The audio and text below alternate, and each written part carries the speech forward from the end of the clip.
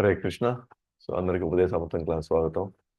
So మనం ఆ, పోయిన సెషన్స్లో మనం ఉపదేశామృతంలో ఉపదేశామృతంలో ముందు మాట గురించి మనం చెప్పుకున్నాము.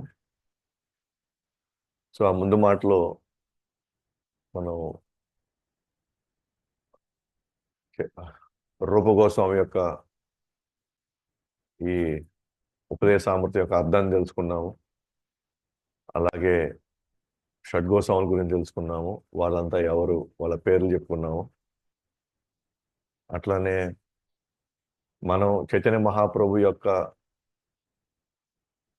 అవతారాన్ని అర్థం చేసుకోవాలన్నా సరే, లేదా రాధాకృష్ణ యొక్క ప్రేమను అర్థం చేసుకోవాలన్నా సరే, మనం ఖచ్చితంగా షడ్గోస్వామి రాసినటువంటి ఈ పుస్తకాలను మనం చదివే తీరాలి. ఇది అర్థం చేసుకుంటే కానీ మనం విన్నాం. పైగా అందరినీ కూడా రూపగోస్వామి ఈ పుస్తకం ద్వారా మనం గోస్వాములు అయి తీరాలి. మనం గోస్వాములు అయితేనే మనం శుద్ధ భక్తులమే కాగలము అన్న పాయింట్ చెప్పారు. దానికి మొదటగా మనం నియంత్రించుకోవాలి, మన మనసు నియంత్రించుకోవాలి, ఆ ఇంద్రియాలు నియంత్రించుకోవాలి. స్వయ నియంత్రణ మనం ఖచ్చితంగా మనం చేసుకోవాలి మనం అని మనకి ఇక్కడ చెప్పబడతా ఉంది. మనకి ఇక్కడ ఆ తర్వాత ఎవరైనా మన భక్తిలో ఎదగాలి అనుకుంటే ఖచ్చితంగా వాళ్ళు ఏం చేయాలంట, భక్తుడి యొక్క వైఖరిని బట్టి అతని భక్తి ఎదగడం అనేది జరుగుతుంది. ఇక్కడ మనకి వైఖరి అంటే ఏంటి అంటే, ఎప్పుడైనా సరే గురువు ఆజ్ఞకి సిద్ధంగా ఉండాలి. దాని ఏమంటారు, వైఖరి అని అంటారు. ఎప్పుడైనా సరే ఏ పరిస్థితి వచ్చినా సరే కృష్ణుడి కోసం మనం ఏం చేయడానికైనా సిద్ధంగా ఉండడాన్నే వైఖరి అంటారు. సో ఇక్కడ మనకి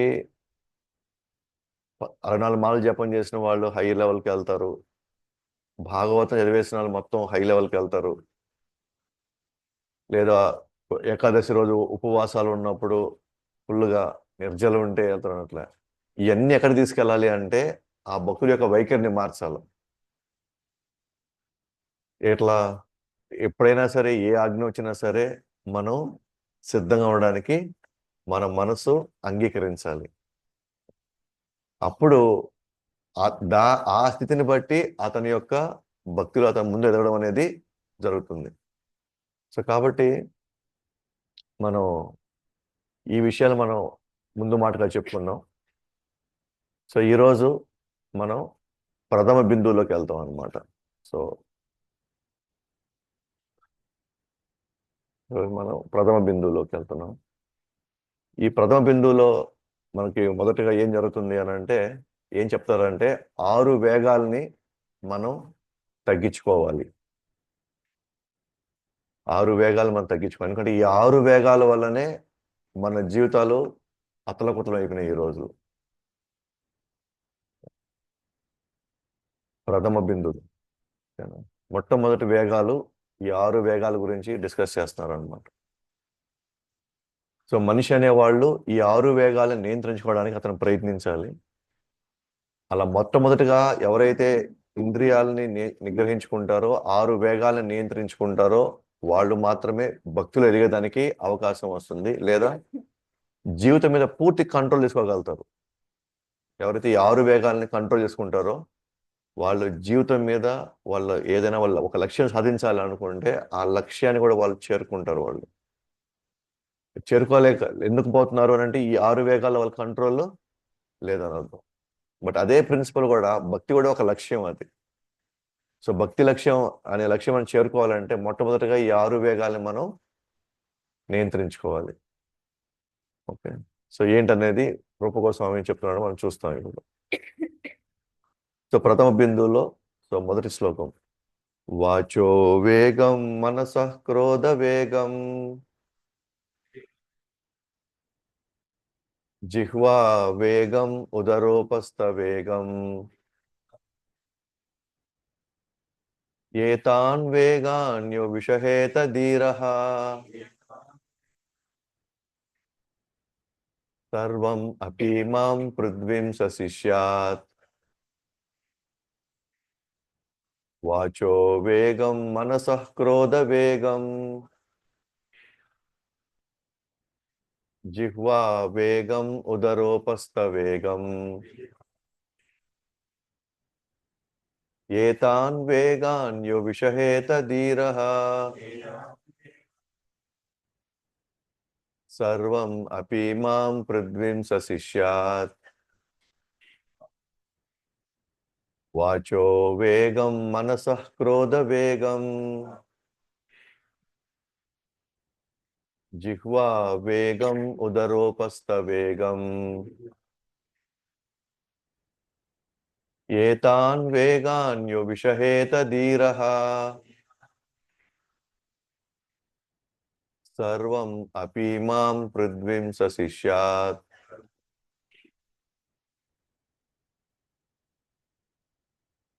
ఏమన్నా పలుకుతారా?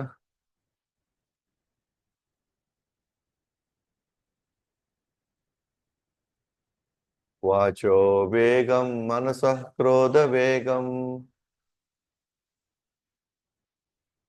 జిహ్వా వేగం ఉదరోపస్థ వేగం ఏతాన్ వేగాన్ యో విషహేత ధీరః సర్వం అపి మాం పృథ్వీంసశిష్యాత్.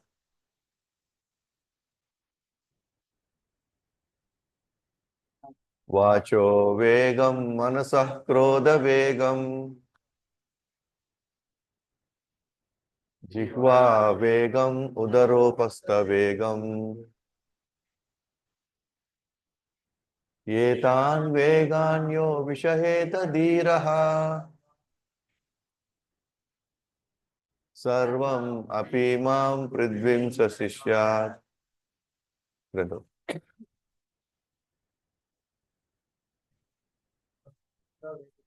వాచో వేగం మనసః క్రోధ వేగం జిహ్వా వేగం ఉదరోపస్థ వేగం ఏతాన్ వేగాన్ యో విషహేత ధీరః సర్వం అపి మాం పృథ్వీంసశిష్యాత్. ఇక్కడ 6 వేగాల గురించి మాట్లాడుతున్నారు. ఈ 6 వేగాలు మన జీవితాలను నాశనం చేసి పడేస్తున్నాయి. మనం అనుకుంటారు మన జీవితాలను నాశనం చేసింది మా తల్లిదండ్రులు నాశనం చేశారు, మా బంధువులు నాశనం చేశారు, మా ఫ్రెండ్స్ నాశనం చేశారు, లేకపోతే నేను పనిచేసే ఆఫీస్లో నా జీవితాన్ని నాశనం చేసేసారు, నేను చేసే వ్యాపారంలో వాళ్ళు ఇలా చేశారు, నాశనం చేశారు. శత్రువులు ఎవరు బయట లేరు. శత్రువులు అనేవాళ్ళు బయట మనకి కనిపిస్తున్నారు. ఎందుకనంటే ఈ 6 వేగాలు మనలో ఉన్నాయి కాబట్టి. ఈ 6 వేగాలు ఉన్నవాళ్ళు ఖచ్చితంగా వాళ్ళ జీవితాన్ని వాళ్ళు నాశనం చేసేసుకుంటారు. అండ్ ఈ 6 వేగాలు ఉన్న వాళ్ళు వాళ్ళ జీవితాన్ని వాళ్ళే జంతువుల జీవితం కింద మార్చేసుకుంటారు.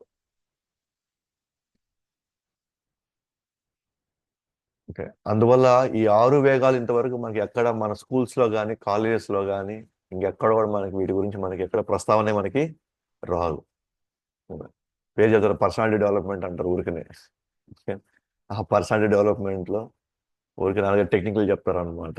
అది కూడా బట్టి కొట్టమంటారు, బలవంతంగా ఫాలో అవ్వమంటారు. అది ఏదైనా 2 రోజులు చేస్తాం, ఆ తర్వాత మనం వదిలిపడేస్తాం దాన్ని. అది వర్కౌట్ కాదు అది. కానీ దేవాదేవుడు కృష్ణుడు భగవద్గీతలో చాలా క్లియర్గా చెప్పున్నాడు. ఇంద్రియాల యొక్క పనితనం ఎలా ఉంటుంది, అలాగే మనసు యొక్క పనితనం ఎలా ఉంటుంది, బుద్ధి యొక్క పనితనం ఎలా ఉంటుంది, అహంకారం యొక్క పనితనం ఎలా ఉంటుంది, ఇవన్నీ కూడా చాలా క్లియర్గా చెప్పి అవి ఏ విధంగా మనల్ని ఇబ్బంది పడతాయో మనకి భగవద్గీతలో చాలా వివరంగా చెప్పబడి ఉంది. సో అలాగే ఇక్కడ రూపగోస్వామి మనకి అన్నిటిని డివైడ్ చేశాడు అనమాట. 6 వేగాల కింద డివైడ్ చేశాడు ఆయన. ఫస్ట్ ఏంటి, వాచో వేగం అంటే మాట్లాడేటప్పుడు కంట్రోల్ ఉండాలి. ఎటువంటి మాటలు మాట్లాడుతున్నాం, ఎవరితో మాట్లాడుతున్నాం, ఎటువంటి పరిస్థితుల్లో మనం మాట్లాడుతున్నాం అనేది ఆలోచించుకోవాలి. వేగం వేగం అంటే ఏంటి, ఫుల్ ఫోర్స్ మీద ఉంది అది.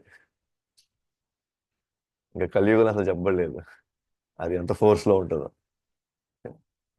సో మాట్లాడేటప్పుడు ఒకటి రెండు సార్లు ఆలోచించాలి, ఎటువంటి మాటలు ఎవరితో మాట్లాడుతున్నాం అనేది. ఒకటి. రెండు, మనస, వాచో వేగం, మనస. సో మనసులో ఉండే వేగాలు, మనసులో ఉండే కోరికలు, మనసులో ఉండేటువంటి ఆవేశాలు, వాటి వాళ్ళ పరిస్థితి, ఆ వేగం ఏంటి. వేగం అనే పాయింట్ ఎందుకు వాడుతున్నారు ఇక్కడ అంటే, వేగం అంటే మనల్నే లాగేస్తుంది. మనం నియంత్రించుకోవాలనుకున్నా కూడా ఇవి మనల్ని అధిగమించి మనల్ని అటువైపు మనల్ని బలంగా లాక్కు వెళ్తుంది అది. దాన్ని మనం వేగం అంటున్నారు ఇక్కడ. మనసు వేగం. మూడోది క్రోధ వేగం. క్రోధ అంటే కోపం. కోపం వస్తే మనిషినే కాదంట. నాకు కానీ కోపం వస్తే నేను అసలు మనిషినే కాదంట. నాలుగోది జిహ్వా వేగం. నాలుక. ఓకే, ఏం తింటున్నాం అనేది, ఎటువంటివి తింటున్నాం, ఏ టైం పడితే ఆ టైంలో తినడం, జిహ్వా వేగం. ఓకే. నాలుగు, ఉదరం యొక్క వేగం. ఉదరం అంటే కడుపులో ఆకలి, లేదా ఆ కడుపు నింపుకోవాలి అనే పాయింట్లో మనం టైం అనేది లేకుండా దాన్ని నింపుతానే ఉండడం అన్నమాట. అండ్ చివరిది ఉదర ఉపస్థ. ఉపస్థ అంటే మన పొట్ట భాగం కంటే కింద ఉండేటువంటి జనేంద్రియాలు. సో దానికి కూడా వేగం ఉంది. ఇవాళ మనం చూస్తున్నాం రేపులని కానీ, అది పెద్దవాళ్ళు చిన్నవాళ్ళు, ఒక ఒక వావి వరుసలు లేవు. ఓకే. అండ్ పెద్ద పెద్ద పొజిషన్లో ఉండేవాళ్ళు కూడా. ఓకేనా. దీనికి బలయ్యి వాళ్ళ పేరుని, వాళ్ళ జీవితాలను కూడా నాశనం చేసుకుంటున్నారు.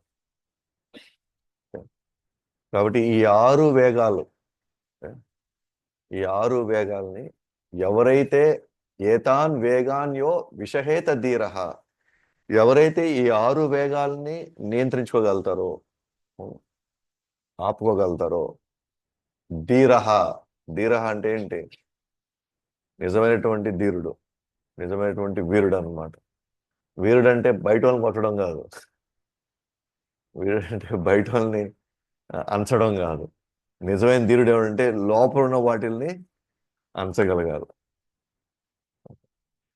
బయట ఉన్న మనకు కనబడతారు, ఎవరు శత్రువులు ఎవరు మిత్రులు, వాళ్ళు లావుగా ఉండారా బలంగా ఉండారా, వాళ్ళకి ఎట్లా మనం వ్యూహం ఎలా చేయాలా ఏం చేయాలో ఆలోచిస్తాం. కానీ మనలో ఒకటిగా మనకు స్నేహితులుగా ఉంటారు వీళ్ళంతా, మన వాళ్ళుగా మనకి కనిపిస్తూ ఉంటారు. ఏది ఈ వేగాలన్నీ మనలో ఉన్నప్పుడు మనం ఏమనుకుంటాం, ఇదంతా న్యాయబద్ధమే, నా కోపం న్యాయమైందే, మనం సమర్థించుకుంటాం.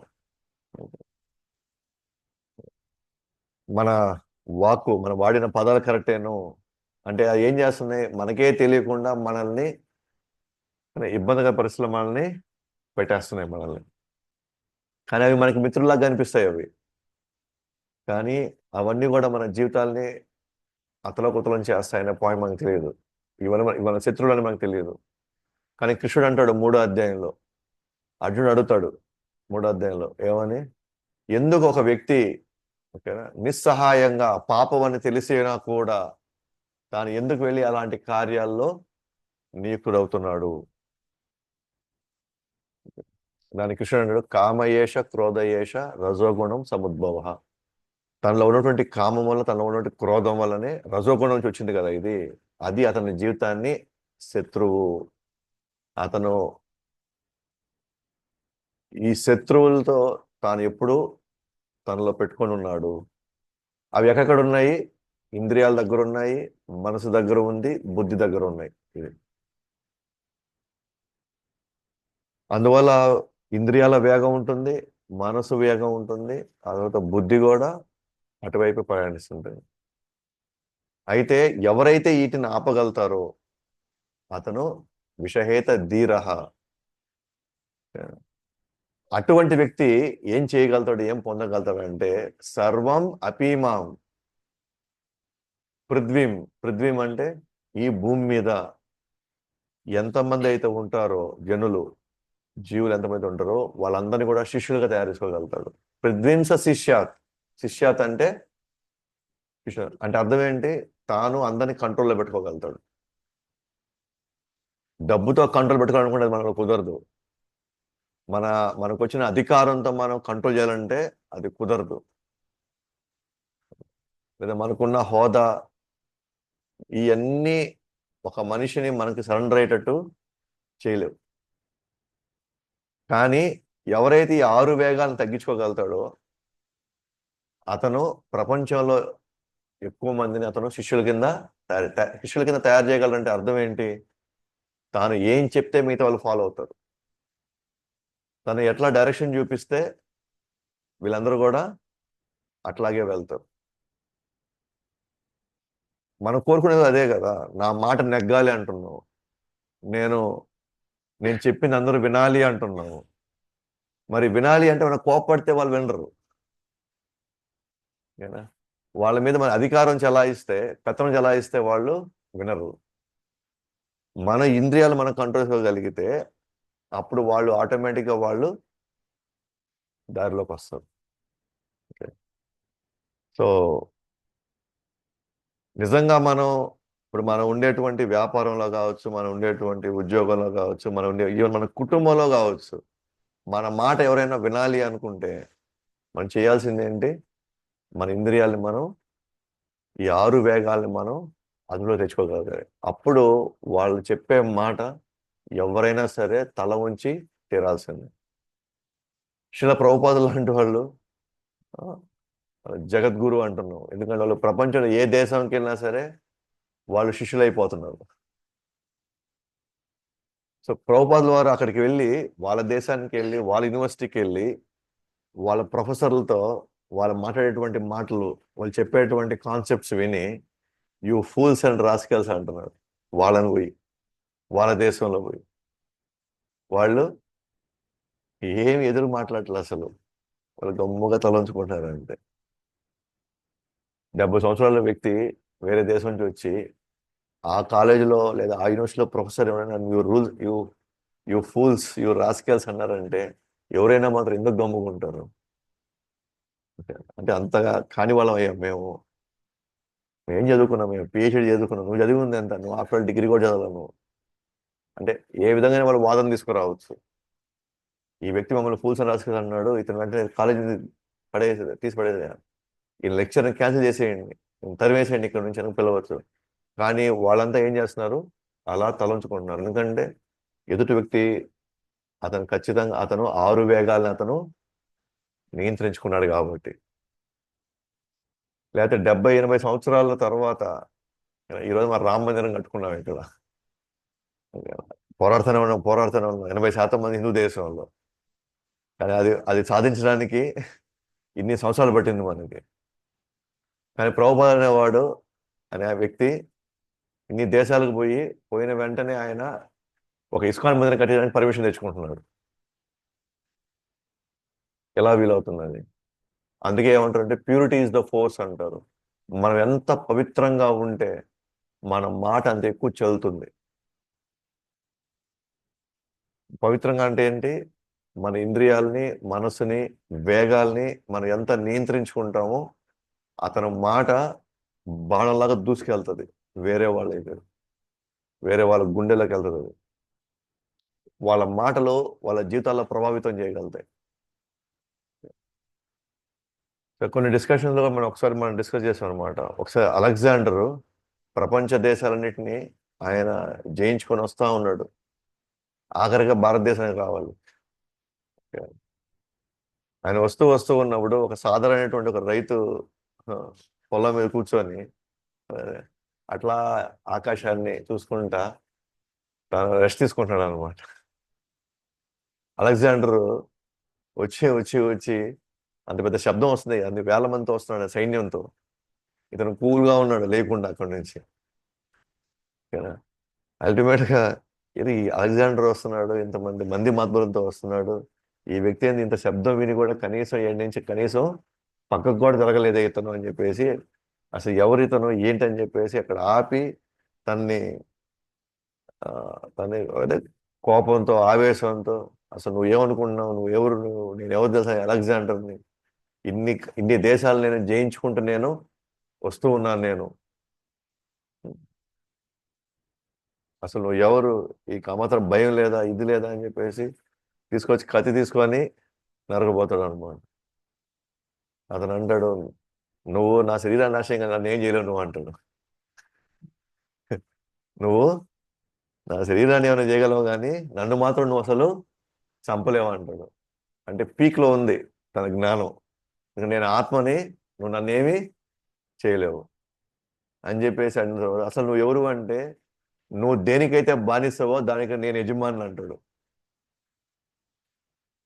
నువ్వు దేనికైతే బానిస్తావో దానికి నేను యజమాని అంటాడు. నేను దేనికి బానిస అతను? కోపం. అలెగ్జాండర్కి కోపం, దానికి అతను బానిస అయ్యాడు. ఈయనేమంటాడు, దానికి నేను యజమాని అంటున్నాడు. అంటే నేను కంట్రోల్ చేయగలను కోపాన్ని, నన్ను ఏం చేయలేమన్నాడు. అంతే. దెబ్బకి అలెగ్జాండర్కి ఏం చేయాలో అర్థం కాదు అసలు అక్కడ. అంతకుముందు దేశాల్లో ఖండాల్లో వెళ్ళి వాళ్ళని చంపుకుంటూ నరుక్కుంటూ రాజ్యాలను స్వాధీనం చేసుకుంటూ వస్తున్నాడు. కానీ ఈ వ్యక్తితో ఆయన వాదనలో సరిగ్గా జయించలేకపోయాడు. అప్పుడు ఆ తర్వాత అలెగ్జాండర్కి తర్వాత ఇక్కడ మలేరియా ఏదో సోకింది, ఆ తర్వాత చచ్చిపోయాడు. ఆ తర్వాత సో పాయింట్ చెప్పాల్సుకుని ఏంటంటే, అసలు నార్మల్గా ఉండే ఒక వ్యవసాయం చేసేటువంటి వ్యక్తి కూడా పూర్తి ఇంద్రియాల కంట్రోల్లో ఉన్నవాడు అలెగ్జాండర్ లాంటి వాడిని కూడా దేశాల్లో అతని యొక్క పేరు ప్రఖ్యాతలు మారుమోగుతున్నప్పుడు కూడా అసలు పట్టించుకోవాలి అసలు. అంటే అసలు ఏ భయమే ఉండదు అసలు. ఎవరికి ఉంటుంది ఈ ఈ అవకాశం? ఎవరికి అంటే, ఎవరైతే ఇంద్రియాలని 6 వేగాల్ని కంట్రోల్ చేసుకోగలరో వాళ్ళకి మాత్రమే ఈ యొక్క అవకాశం ఉంటుంది. కాబట్టి ఈ 6 వేగాల్ని ఎవరైతే నియంత్రించుకోగలుగుతారో వాళ్ళు ప్రపంచం అంతా వాళ్ళ శిష్యుల్ని తయారు చేసుకోగలుగుతారు. ఇది దాని యొక్క అర్థం. ఓకే, దాని అర్థం అనమాట. ఇప్పుడు 1-2 పారాగ్రాఫ్స్లోకి వెళ్తాము. సో 1-2 పారాగ్రాఫ్ల్లో దాని యొక్క సారాంశం ఏంటంటే, 1-2 పారాగ్రాఫ్ల యొక్క సారాంశం ఏంటి అని అంటే, పాపకార్యమును ఆపని ప్రాయశ్చిత్తం వలన లాభం లేదు. పాపకార్యమును ఆపని ప్రాయశ్చిత్తము వలన లాభము లేదు. దీని సారాంశం ఉంటారు రెండు పారాగ్రాఫ్ల యొక్క సారాంశం వచ్చి ఏంటి, మీరు ఆ 2 పారాగ్రాఫ్లు చదివారంటే మీకు ఇది ఫైనల్గా ఏ సారాంశం వస్తుంది. పాపకార్యమును పాపకార్యం ఆపనటువంటి ప్రాయశ్చిత్తం ఎటువంటి లాభము లేదు. సో ఈ పారాగ్రాఫ్ ఎలా స్టార్ట్ అవుతుందంటే,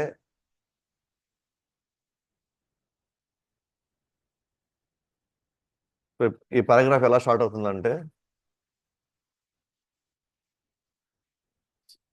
పరీక్షిత్ మహారాజుకి తర్వాత సుఖదేవ్ గోస్వామికి ఒక సంభాషణ జరుగుతుంది భాగవతంలో, ఎస్పెషల్గా 5వ స్కందంలో ఒక సంభాషణ జరుగుతుంది. ఏంటి ఆ సంభాషణ అంటే, 5వ స్కందం చివరిలో నరకలోకాలు చూపిస్తారు అన్నమాట.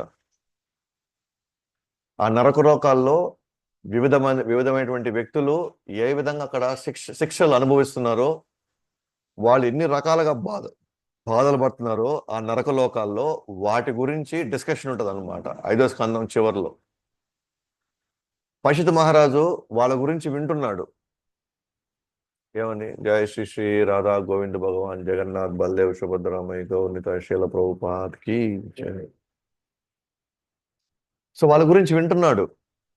ఈ నరకలోకాల్లో, ఓకేనా, ఏ లోకాల్లో ఎటువంటి శిక్షలు పడతాయి, వాళ్ళు ఏ విధంగా బాధలు పడుతున్నారు, ఏ విధంగా వాళ్ళు కష్టాలు పడుతున్నారు, ఇవన్నీ కూడా వింటున్నాడు అనమాట. పరీక్షిత్ మహారాజుకి అయ్యో పాపం అనిపించింది.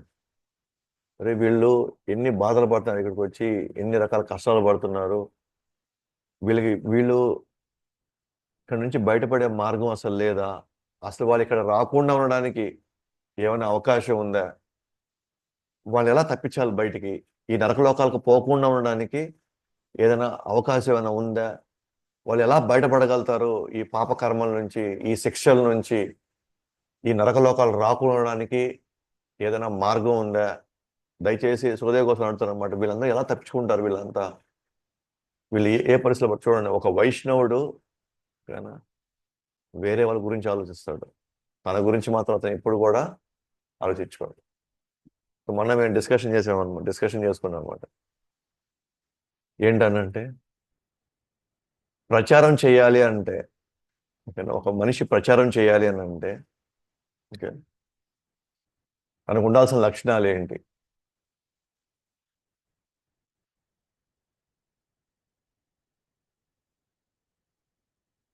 ఈ భగవద్గీత భాగవతం 10 మందికి మనం ప్రచారం చేయాలంటే మనకు ఉండాల్సిన లక్షణాలు ఏంటి? ముందు మనం జ్ఞానం సంపాదించుకోవాలి. ఓకే, ఒకటి.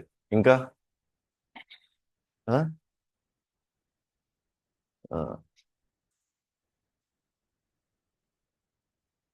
సో జ్ఞానం సంపాదించుకోవడం, లేకపోతే దానివల్ల మనం లాభం పొందాం కాబట్టి 10 మందికి మనం ఆ లాభం గురించి చెప్పాలి, లేదా వాళ్ళకి తెలియని అమాయకులు కాబట్టి వాళ్ళు మనం ఉద్ధరించాలి అనే పాయింట్ ఒక ఎత్తు. ఈ జస్ట్ వీటి గురించి మనం ఆలోచిస్తే మనం ఎక్కడో దగ్గర ప్రచారం చేయడానికి అంత ఉత్సాహం రాదు. అంటే నాకు 100 మంది ఉంటే కానీ నేను వచ్చి ప్రచారం చేయనని చెప్తాను. నేను మినిమం ఇంతమంది ఉంటే నేను వచ్చి మాట్లాడతాను అంటూ, 2-3 ఉంటే నేను మాట్లాడను అంటాం. కానీ నిజంగా ఉండాల్సింది ఏంటి అని అంటే, ప్రచారం చేయాలి అని అంటే వాళ్ళకి ఎదుటి వాళ్ళ మీద జాలి కలగాలి. వాళ్ళు పడేటువంటి బాధ ఏదైతే ఉందో అది నేను చూసి నేను సహించలేకుండా ఉండాలి. అలా సహించలేనప్పుడు మాత్రమే నేను ప్రచారం చేయాలనేటువంటి, ఎవరు వచ్చినా ఒక్కరు వచ్చినా సరే ప్రచారం చేయాలి అనేటువంటి భావన కలుగుతుంది. మనం ప్రచారం చేయట్లేదు అని అంటే, మనకు తెలిసి మనం ఇది వేరే వాళ్ళకి మనకు చెప్పట్లేదు అంటే మనకంత జాలి దయ మనకి లేనట్లే. ఎందుకనంటే దీంతో నిజంగా చెప్పొచ్చు, ఎవరి కర్మలైనా మనం మార్చేయవచ్చు. వాళ్ళని భవిష్యత్తులో ఇంకా వేరే జన్మలోకి పోనీయకుండా మనం ఆపచ్చు. వాళ్ళు కోరుకునే శాశ్వతమైనటువంటి ఆనందం ఏదైతే ఉందో అది ఖచ్చితంగా మనం వాళ్ళకి అందించవచ్చు. సో అయినా కూడా మనం కామ్గానే ఉన్నాం. మనకు తెలుసు ఇవన్నీ కూడా, ఇంతకంటే బెస్ట్ మార్గం ఇంకోటి లేదు. ఆచార్యులంతా కూడా ఈ మార్గాన్ని వాళ్ళు అనుసరించి వాళ్ళు ఎన్నో వేల మందిని వాళ్ళు కాపాడగలిగినప్పుడు మనము ఒక ఇద్దరిని కాపాడలేమా? ఒక 10 మందికి మనం చెప్పలేమా? మాట్లాడలేకపోయామా అంటే మనకు నిజంగా వాళ్ళ పట్ల మనకి జాలి లేనట్లే. అండ్ వైష్ణవులు అనే వాళ్ళు ఖచ్చితంగా జాలి ఉంటుంది వాళ్ళకి. అంటే పరదుఃఖ సుఖి కాదు, పరదుఃఖ దుఃఖి. అంటే వేరే వాళ్ళ దుఃఖాలను చూసి తాను భరించలేడు, తాను దుఃఖితుడైపోతాడు. వాళ్ళని ఎట్లా బయటికి తీసుకురావాలా అని నిరంతరంగా ఆలోచిస్తాడు. మనం వచ్చేసి వాళ్ళు ఎట్టా మనం మాట వినరులే, వాళ్ళు ఎవరెట్టా మనం పట్టించుకోరులే, వాళ్ళు చేయరులే అనేది ఇలాంటి పదాలు మనం వాడం. ఏదో ఒక విధంగా చెప్పడానికి మనం ప్రయత్నిస్తాం. దానికి కావాల్సినది ఏ మార్గం అవసరమైతే, ఏం చెప్పదలుచుకుంటే వాళ్ళకి ఆశ చూపిస్తామా, వాళ్ళని కోపంతో మాట్లాడతామా, తిట్టి మాట్లాడతామా, జాలితో మాట్లాడతాం, మొత్తానికి అయితే వాళ్ళని తీసుకోవడానికి ప్రయత్నిస్తాం. ఎందుకనంటే ఈ ఒక్క మార్గంలోనే వాళ్ళు శాశ్వతమైనటువంటి వాళ్ళు ఈ కర్మల నుంచి బయటపడడానికి అవకాశం ఉంది అని మనకి శాస్త్రపూర్వకంగా నిరూపించబడింది. ఆచార్యులు వాళ్ళ జీవితాల ద్వారా వాళ్ళు నిరూపించారు, సాధువులు నిరూపించారు. కాబట్టి అదే విధంగా ఇప్పుడు పరిషత్ మహారాజు కూడా అదే అడుగుతున్నాడు, ఎలా వీళ్ళని బయటపడేయాలి ఈ లోకాల నుంచి, వీళ్ళు అసలు ఇలాంటి పరిస్థితి రాకుండా ఉంటే మనం ఏం చేయాలి? అందుకని పరిషత్ మహారాజు అడుగుతాడు, ఒక ప్రశ్న వేశాడు సుఖదేవ్ గోస్వామి, ఏ విధంగా వీళ్ళు ముక్తి పొందుతారు వీళ్ళు? అప్పుడు సుఖదేవ్ గోస్వామి అన్నారు అనమాట, ఏమనంటే సమాధానం చెప్పండి. ప్రాయశ్చిత్తం చేసుకుంటే అయిపోతుందని చెప్తాడు. ప్రాయశ్చిత్తం ఏంటి ఏంటి? దానికి ఒక పనిష్మెంట్. చేసిన తప్పుకి ఒక దండన వేయాలి. దండన వేస్తే అతను ఖచ్చితంగా మారుతాడు అని.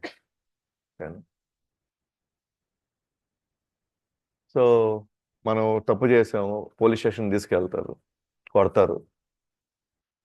లేదా తర్వాత మనం కోర్టుకి వెళ్తాం. కోర్టుకి వెళ్ళిన తర్వాత కోర్టు శిక్ష వేస్తుంది. దీన్ని ఒక ప్రాయశ్చిత్తం కింద మనం తీసుకోవచ్చు. తప్పు చేశాడు, దానికి కావాల్సిన దండన లభించింది. లేదా స్వీయ దండన వేసుకున్నారు. దీన్ని ఏమంటారు? ప్రాయశ్చిత్తం అంటారు. కానీ నిజంగా ప్రాయశ్చిత్తం వల్ల నిజంగా అతను మారతాడా? ఇప్పుడు పోలీసులు కొట్టారు, 100% మారేదానికి అవకాశం ఉందా? అందరూ 10% మారితే గొప్ప విషయం. 10% మారితే గొప్ప విషయం. ఓకే. సో కాబట్టి వెంటనే ప్రాయశ్చిత్తం చెప్పేస్తాడు అనమాట. హృదయ కోసం తెలుసు, ఇది కూడా తెలుసు, ప్రాయశ్చిత్తం మెయిన్ కాదని. కానీ పరీక్షిత్ మహారాజు దీన్ని ఒప్పుకుంటాడా ఒప్పుకోడా? ఒక వైష్ణవుడిగా తన ఎన్నో రాజుగా తన ఎంతో అనుభవం ఉంది. ఏది ప్రాయశ్చిత్తం చేసిన వాడు నిజంగా మారతాడా అని. మారేదానికి అవకాశం లేదు అని పరీక్షిత్ మహారాజు కూడా బాగా తెలుసు. బట్ జస్ట్ ఒక టెస్ట్ అట్ట వేసాడు అనమాట. ఒకటే మాట్లాడు, వీళ్ళు ఈ నరకలోకానికి బయటపడంటే ఏం చేయాలంటే ఏం చేయబడి వీళ్ళు ప్రాయశ్చిత్తం చేసుకుంటే చాలు అన్నాడు. దానికి పరీక్షిత్ మహారాజు ఎదురు ప్రశ్న వేశాడు. ఏమని? మానవులు తమ ఇంద్రియాల్ని నియంత్రించుకోలేనప్పుడు ప్రాయశ్చిత్తం చేసుకోవడం ఎందుకు? మనుషులు ఎట్లాగో వాళ్ళ ఇంద్రియాలను వాళ్ళ కంట్రోల్లో లేనప్పుడు వాళ్ళు ఏ విధంగా ప్రాయశ్చిత్తాన్ని వాళ్ళు చేసుకోగలుగుతారు? ప్రాయశ్చిత్తం చేసుకున్న తర్వాత ఇంద్రియాల వేగం అలాగే ఉంటే మళ్ళీ పోయి అదే తప్పు చేస్తారు. మళ్ళీ ఇంద్రియాలు వేగంలో ఉంటే ఏం జరుగుతుంది? అదే తప్పు చేస్తారు. కాబట్టి ఎంతవరకు ప్రాయశ్చిత్తం అనేది నిజమైనటువంటి పరిష్కారం? ఏది? వీళ్ళు తప్పులు చేస్తే, వీళ్ళు పాపాలు చేస్తే దాన్ని నివృత్తి చేసుకోవడానికి ప్రాయశ్చిత్తం అనేది ఎంతవరకు సబబు ఇది? ఎందుకంటే ఇంద్రియాల కంట్రోల్ లేని వాళ్ళు చేసిన తప్పే మళ్ళీ మళ్ళీ చేస్తారు, చేసే పాపాన్నే మళ్ళీ మళ్ళీ చేస్తారు. నిస్సహాయంగా వాళ్ళు వెళ్ళి ఆ పాపం చేసేదానికి వచ్చే అవకాశం మళ్ళీ మళ్ళీ వాళ్ళు తీసుకుంటానే ఉంటారు అన్నమాట వాళ్ళు. అందుకే పరీక్షిత్ మహారాజు ఎదురు ప్రశ్న వేశాడనమాట. 6వ స్కందం 1వ అధ్యాయంలో 9వ శ్లోకంలో.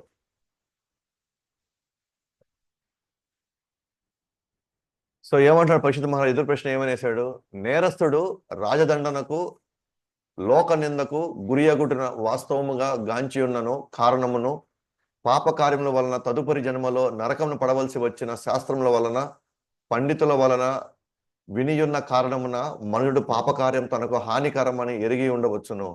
అటు జ్ఞానం ఉన్నప్పటికీ ప్రాయశ్చిత్త కర్మల పిదపయు అతడు మరలా పాపమును ఒడిగట్టుచుండును. కనుక అట్టి ప్రాయశ్చిత్త కర్మకు విలువ ఏమున్నది? సో మీకు భాష్యంలో కూడా ఉంది ఇది, ఈ శ్లోకం బుక్లో. ఓకే. దృష్టస్తృతాభ్యం యత్పాపం జనాన్నాప్యాత్మనో హితం కరోతి భూయో వివశః ప్రాయశ్చిత్తం మతో కథం. ఏమన్నాడు? నేరస్తుడికి రాజదండం గురించి తెలుసు, లోక నింద చేస్తుందని తెలుసు, అన్నీ తెలుసు అతనికి. రేపు లోకం నన్ను ఈ విధంగా నన్ను నిందిస్తుంది,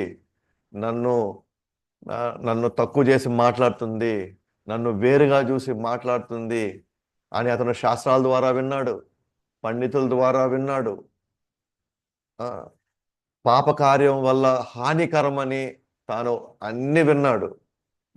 అంత జ్ఞానం సంపాదించినప్పటికి కూడా ప్రాయశ్చిత్త కర్మలు పిదపయు అతడు మరల పాపమునకు ఒడిగట్టుచుండును. కనుక అట్టి ప్రాయశ్చిత్తం వలన కర్మకు విలువేమున్నది? దానికి ఎగ్జాంపుల్ ఇస్తారన్నమాట ప్రభుపాదుల వారు మీకు భాష్యంలో. ఇక్కడ ఒక దొంగ ఎగ్జాంపుల్ ఇస్తాడు ఇక్కడ. సో సో తెలివితేటలు 4 రకాలుగా ఉంటాయి. అంటే 4 రకాల డివోటీస్ లేదా తెలివైన వాళ్ళు 4 రకాలుగా ఉంటారు.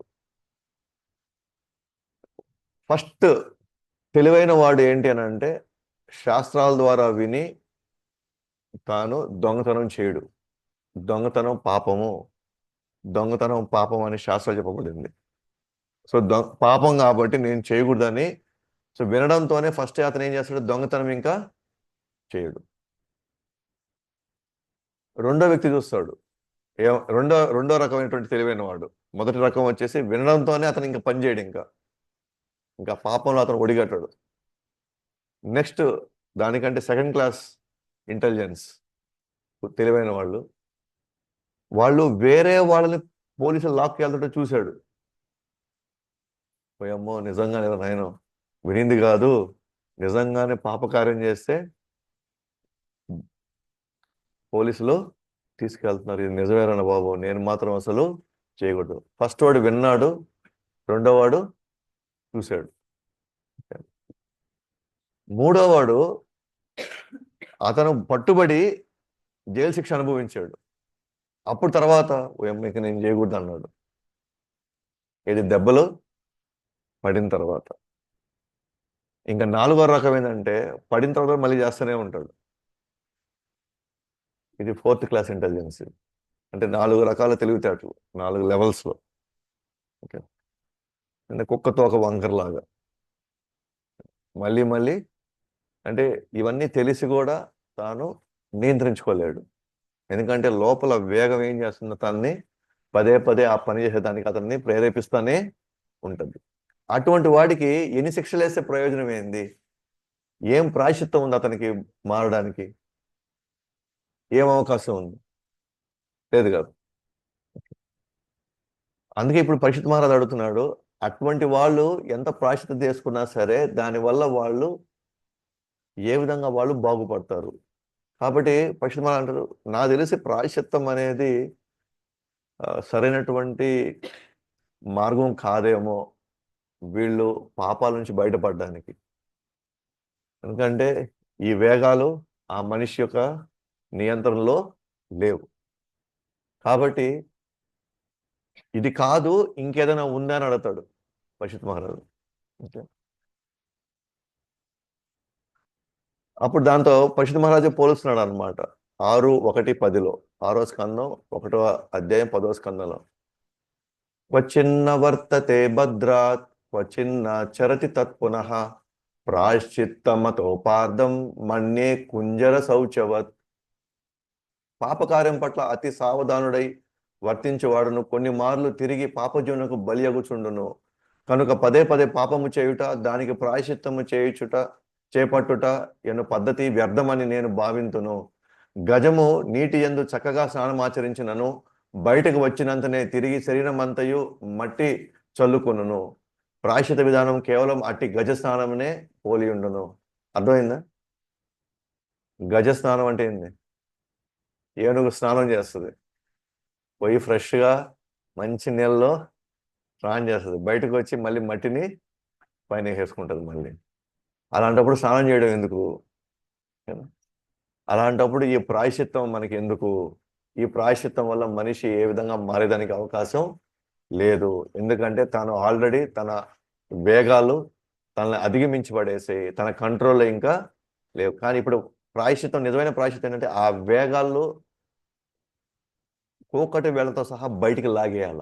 హృదయంలో ఉన్నటువంటి కామ, క్రోధ, మోహ, మదమాత్సర్యాలు, వీటి వేగాలు ఎక్కడున్నాయి? ఇప్పుడు అవి హృదయంలో ఉన్నాయి. అవి వేరులతో సహా, కూకటి వేలుతో సహా అది బయటికి రావాలి. అది ఎందుకనంటే ఇప్పుడు మనం పొలంలో మనం కొన్ని నాట్లు వేసాం, పంట వచ్చింది, మనం పోయి పంట వచ్చేసిన చేతికి ఇప్పుడు ఏం చేస్తాం? అన్ని కట్ చేస్తాం. ఊరికి నేను పైన కట్ చేస్తే ఏమైనా ప్రయోజనం ఉందా? ఏమి? వర్షం పడితే మళ్ళీ వస్తాయి.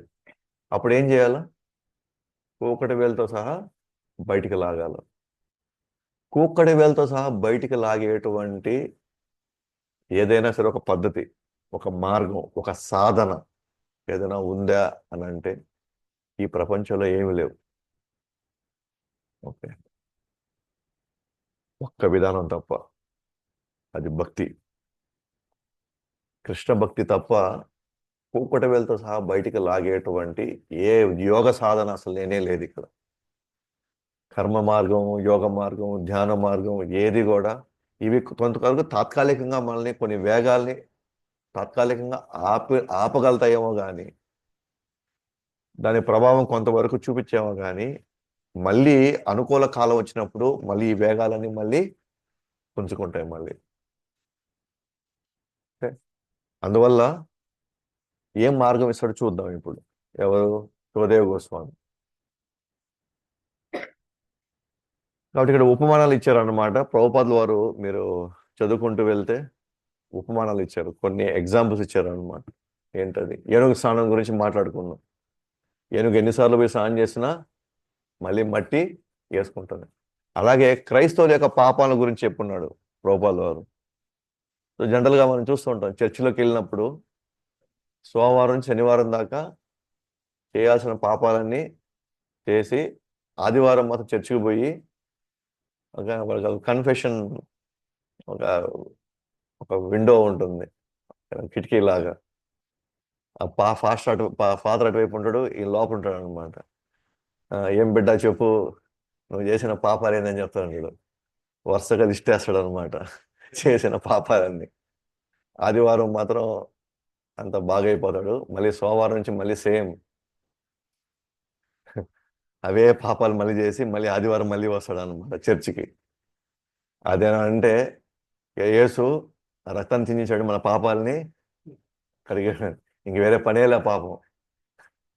మనం పాపం చేసుకుంటా ఉంటే ఆ రక్తం వచ్చి కడగతా ఉంటుంది మనల్ని. ఒకవేళ అది నిజమయ్యి అది వాస్తవం అనుకుంటే కనుక యాక్చువల్ భావం ఏమి ఉండాలంటే, మన పాపాలకి భగవంతుడు ఎందుకు తన రక్తాన్ని చిందించాలా? ఆ రక్తాన్ని చిందించకుండా అసలు మన పాపమే చేయకుండా మనం ఎందుకు ఆయన కష్టపెట్టాలి? ఇది రైట్ భావన ఉండాలి. కానీ వీళ్ళేం చేస్తారు, మా దేవుడు మాత్రమే అన్ని పాపాలని కడిగేయగలుగుతాడు. నువ్వు ఏమన్నా సరే, ఎన్నిసార్లు నువ్వు తప్పు చేసినా సరే మా మా దేవుడు క్షమిస్తాడు అని. అలాగే మూడవది నామాపరాధం వస్తుంది. నేను ఈ నామ జపము పాపాలని తీసేయగలుగుతుంది కాబట్టి నేను ఎన్ని పాపాలు చేసినా ఇక్కడ నేను ఎన్ని పాపాలు నేను చేస్తాను, ఇబ్బంది లేదు. ఎందుకంటే నేను పాపం చేసి నేనేం చేయగలుగుతాను, తర్వాత జపం చేస్తాను, అప్పుడు పాపాలన్నీ పోతాయి. ఆ ఉద్దేశంతో మనం జపం చేయకూడదు. ఎందుకంటే హరినామానికి పాపాన్ని తీసేసే శక్తి ఉంది కాబట్టి నేను ఎంత పాపం చేశాను, నేను నామ జపం చేస్తాను కదా, రోజు 16 మాలు నేను చేస్తాను కదా. సో 16 మాలు నేను చేశానంటే పాపాలన్నీ పోతాయి. కాబట్టి నేను పాపం చేసుకుంటూ వెళ్తాను, మళ్ళీ రోజు నేను జపం కూడా చేసుకొని వెళ్తూ ఉంటాను అనేటువంటి ఈ భావంతో కూడా ఎవరు కూడా జపము చేయకూడదు.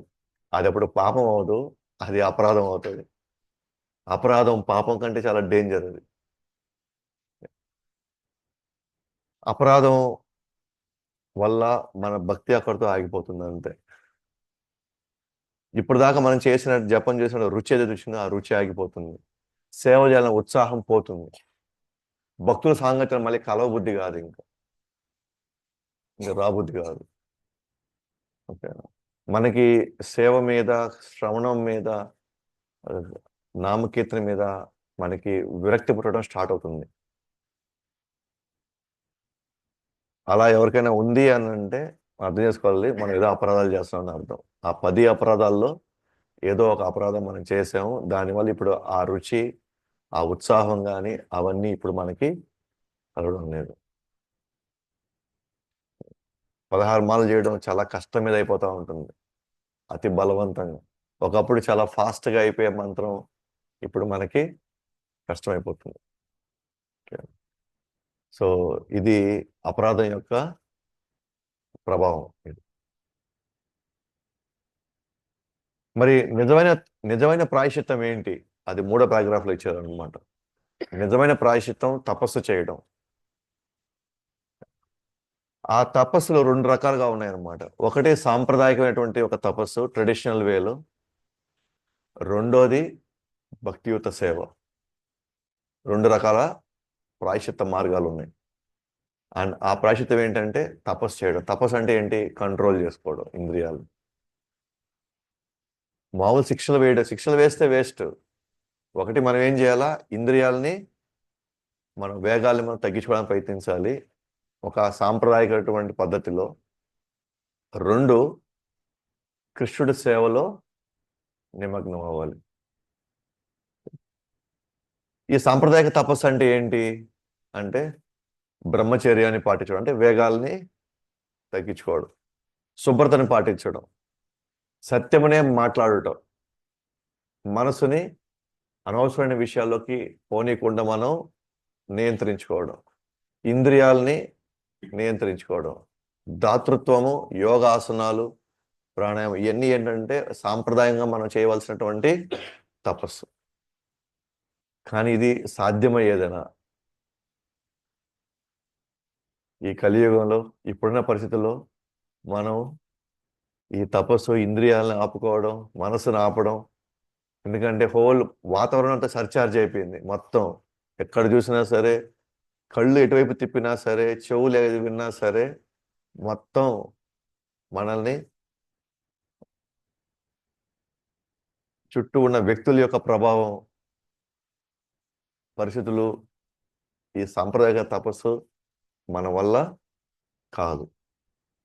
నేను చెప్పినట్టుగా ఒకవేళ కొంతమంది చేసినప్పటికీ కూడా అది ఎలాంటిదంటే, మనం మొలిచినటువంటి ఏదైతే పంట ఏదైతే ఉందో అదంతా మనం తీసుకున్న తర్వాత మనం కట్ చేయాలని చూసారా, దాంతో సమానం అది. అంటే వేరులతో సహా అది బయటికి రాదు. అది కేవలం మనం వాటి పొడుగు పెరగకుండా, వాటి వల్ల మనం పెద్దగా ఇబ్బంది పడకుండానికి మనం ఏం చేస్తున్నాం, కేవలం పైనే మొత్తం మనం దాన్ని కట్ చేయడమే ఈ సాంప్రదాయక తపస్సు అనేది. అండ్ ఎస్పెషల్గా కలియుగంలో అసలు వర్కౌట్ కాదు ఇది. మనం తినే తిండిలో రజోగుణం, తమోగుణం ప్రభావితం అయి ఉంది. మనం ఉండే వ్యక్తులు చుట్టూ, అది సొంత కుటుంబ సభ్యులైనా సరే, వాళ్ళ రజోగుణం, తమోగుణం ఉంటే మనం కూడా కిందకే లాగబడతా ఉంటాం. ఎందుకు మనం భక్తుల సాంగత్యంలోకి రమ్మంటున్నాం, ఎందుకు మనం భక్తులతో ఉండమంటున్నాం అంటే, మనం మన ఇంట్లో కూడా మనం సేఫ్ కాదు. ఎందుకంటే భార్య రజోగుణంలో ఉంటారు, ఒకసారి భర్త సత్వగుణంలో ఉండొచ్చు, ఒకసారి భార్య సత్వగుణం ఉండి భర్త తమోగుణంలో ఉండొచ్చు, లేదా భార్య బతిద్ద సత్వగుణం ఉండి పిల్లలు తమోగుణంలో ఉండొచ్చు. అల్టిమేట్గా వాళ్ళ యొక్క ప్రభావం మన మీద పడి మన సత్వగుణంలో మన భక్తిని మనం మెయింటైన్ చేసుకోవడం చాలా కష్టం. అందుకే పదే పదే మన భక్తుల సాంగత్యంలోకి రావడానికి ఎందుకు మనం పదే పదే చెప్తున్నామంటే, భక్తుల సాంగత్యంలో మాత్రమే శుద్ధ సత్వగుణం మెయింటైన్ అవుతూ ఉంటుంది ఇక్కడ. అది మీరే గమనించి ఉంటారు. ఇంట్లో మీరు చేసే జపానికి, ఏడకొచ్చి మీరు చేసే జపానికి తేడా ఉందా? ఏడకొచ్చినప్పుడు మాలు సర అయిపోతూ ఉంటాయి. ఇంట్లోకి వచ్చి చూస్తే అమ్మ ఇంకా ఉందా.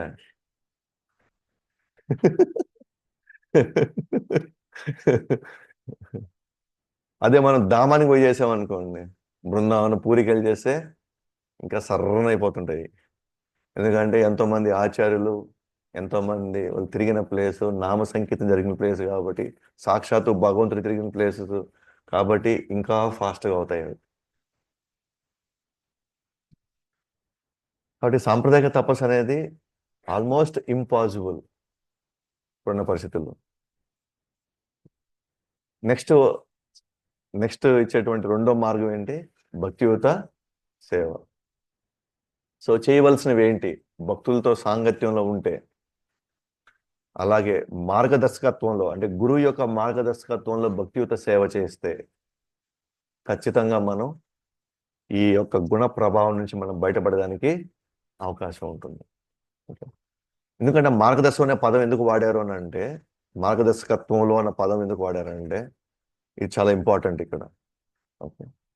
లేకపోతే మనము మనకు స్వభావానికి నచ్చిన సేవలు మాత్రమే చేస్తాం. మనకి నచ్చిన సేవలు చేయడం కూడా ఇది కూడా ఇంద్రియ తృప్తే. నాకు నచ్చిన సేవ మాత్రమే నేను చేయడం అనేది ఏంటది? ఇంద్రియ తృప్తి. నాకు నచ్చింది కాబట్టి నేను చేస్తున్నాను అంతే. కానీ కృష్ణుడికి ఇప్పుడు అది అవసరం లేదు. ఇప్పుడు కృష్ణుడికి వేరే సేవ కావాలి. ఆ మనుషులు లేరు, మనం మాత్రమే ఉన్నాం. ఎట్టి పరిస్థితుల్లో అది ఆ సేవ జరిగి తీరాలి. టైం అయిపోతా ఉంది. అప్పుడు ఏం చేస్తాం? నాకు ఆ సేవ అలవాట్లేదు, ఆ సేవ నాకు రాదు, నాకు ఇష్టం లేదు. లేకపోతే మీరు ఆ ఇన్ఛార్జ్ వేరే ఆయన చేశాడు, ఆయన నాకు పడదు, ఆయనకి నాకు, ఆయన కింద మాత్రం నేను అసలు సేవ చేయను. ఓకేనా? ఇంకెక్కువ కానీ నన్ను కానీ ఇది చేశారా, నేను అసలు సేవకే రాను. అప్పుడు కృష్ణుడి మీద మన మన ప్రేమ ఏమైంది? కృష్ణుడితో మనకున్న సంబంధం ఏమైంది? అంటే అప్పుడు ఎవరిని ఉద్దేశించుకొని, దేన్ని ఉద్దేశించుకొని, ఏ బేసిస్ మీద మనం అప్పుడు సేవ చేస్తున్నాం? ఇవన్నీ నా కంఫర్ట్ కోసం చేసుకుంటున్నాం. సో మన కంఫర్ట్ కోసం చేసే దాంట్లో మనం ఎప్పుడు గుణాల నుంచి మనం బయటికి రాము. మన స్వభావం ఎప్పటికీ అది మారదు. అందుకే ఇక్కడ మార్గదర్శకత్వంలో భక్తియుత సేవ. ఓకే. లేకపోతే ఆడవాడు పేర్కొని పోతా ఉంటుంది అహంకారం, ఆడవాడి గర్వం పేర్కొని పోతా ఉంటుంది. కానీ బయట కోటింగ్ మాత్రం నేను భక్తి చేస్తున్నాను కోటింగ్ వేసుకుంటా కూర్చుంటాం మనం. అందువల్ల మన స్వభావానికి విరుద్ధంగా ఉన్నాయి, కానీ అది కృష్ణుడికి ఇష్టం. అప్పుడు ఏం చేయాలా? కృష్ణుడే మార్చేస్తే పోవాలా? ఏం చేయాలి అప్పుడు? మన స్వభావాన్ని మార్చుకోవాలి. ఇప్పుడు మనం వచ్చింది ఇక్కడ మన స్వభావం మార్చుకోవడానికి. మన భక్తిలోకి వచ్చింది మన స్వభావాన్ని మార్చుకోవడానికి. ఓకేనా? ఎందుకంటే మన స్వభావం వల్లే మనం ఈరోజు ఇలాంటి ఒక స్థితిలో మనం ఇరుక్కోబోయి ఉన్నాము. ఆ స్వభావం వల్ల మనం చేసినటువంటి పాపకార్యాలు, చేసినటువంటి తప్పులు, తీసుకున్న నిర్ణయాలు, వీటి వల్లనే ఈరోజు ఈ పరిస్థితిలో ఇటువంటి ఒక శరీరంతో, ఇటువంటి ఒక కుటుంబంతో, ఇటువంటి ఒక ఆర్థిక పరిస్థితుల్లో అనేక సమస్యలు ఎదుర్కోవడం మన స్వభావాన్ని మార్చుకోకపోవడం వల్లనే. ఆ స్వభావాన్ని మార్చడానికి, ఆ గుణాలని కంప్లీట్గా అధిగమించి మనల్ని శుద్ధసత్వం తీసుకురావడానికే గురువు మనల్ని ప్రయత్నిస్తాడు. అది తట్టుకొని ఓర్పుతో, సహనంతో కొనసాగించే వాళ్ళు మాత్రమే ఒక మెట్టుపైకి ఎక్కుతారు ఇక్కడ. లేకపోతే ఇంపాసిబుల్ ఇక్కడ.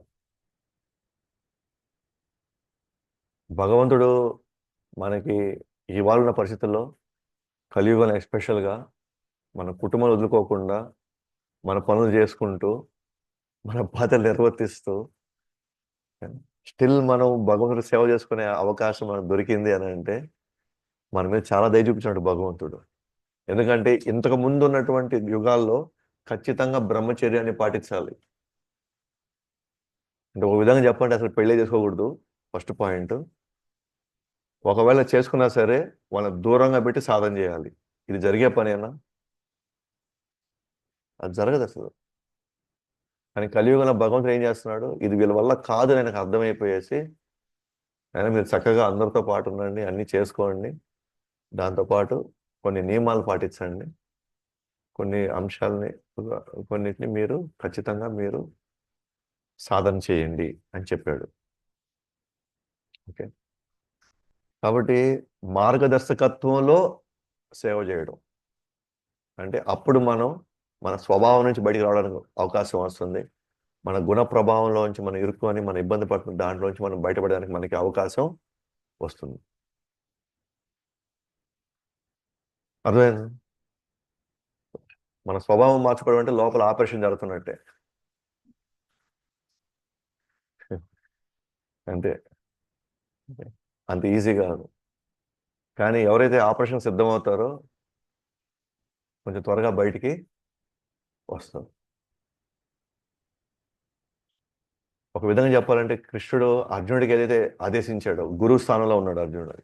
సారీ, కృష్ణుడు రెండో అధ్యాయం 7వ శ్లోకంలో కృష్ణుడు ఏమంటాడు? కార్పణ్య దోషో మత స్వభావ ప్రత్యామిత్వం ధర్మ సమ్మూఢ చేత.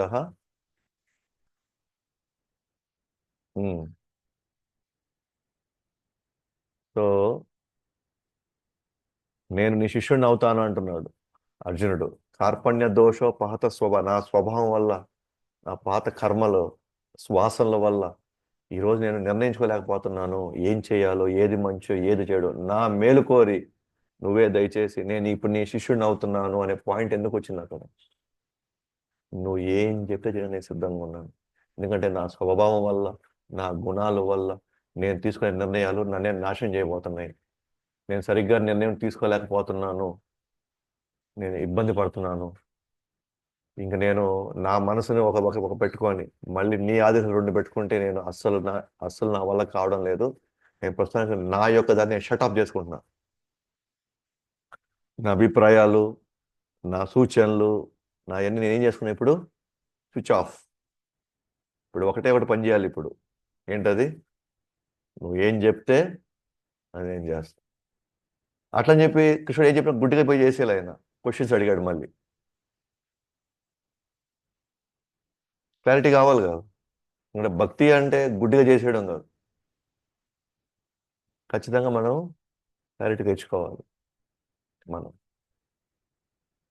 సో ప్రశ్నలు వేసుకుంటూ వెళ్ళాడు అర్జునుడు. కృష్ణుడు సమాధానం చెప్పుకుంటూ వచ్చాడు. అంతిమంగా 18వ అధ్యాయం వచ్చేసరికి ఇప్పుడు అడిగాడు మళ్ళీ కృష్ణుడు, ఇప్పుడు నీ మోహం ఇప్పుడు తీరిందా? ఓకేనా? అంత అర్థమైందా? ఓకే, ఇప్పుడు నువ్వు నిర్ణయం తీసుకో, ఏం చేయాలనుకుంటున్నావు? దానికి అర్జునుడు ఏమన్నాడు? ఎస్, ఇప్పుడు నా మోహం తీరింది, నా సందేహాలన్నీ కూడా నివృత్తి అయిపోయినాయి, నా గత స్మృతి మళ్ళీ నాకు తిరిగి వచ్చింది, నువ్వు ఏం చెప్తే అది నేను చేస్తా.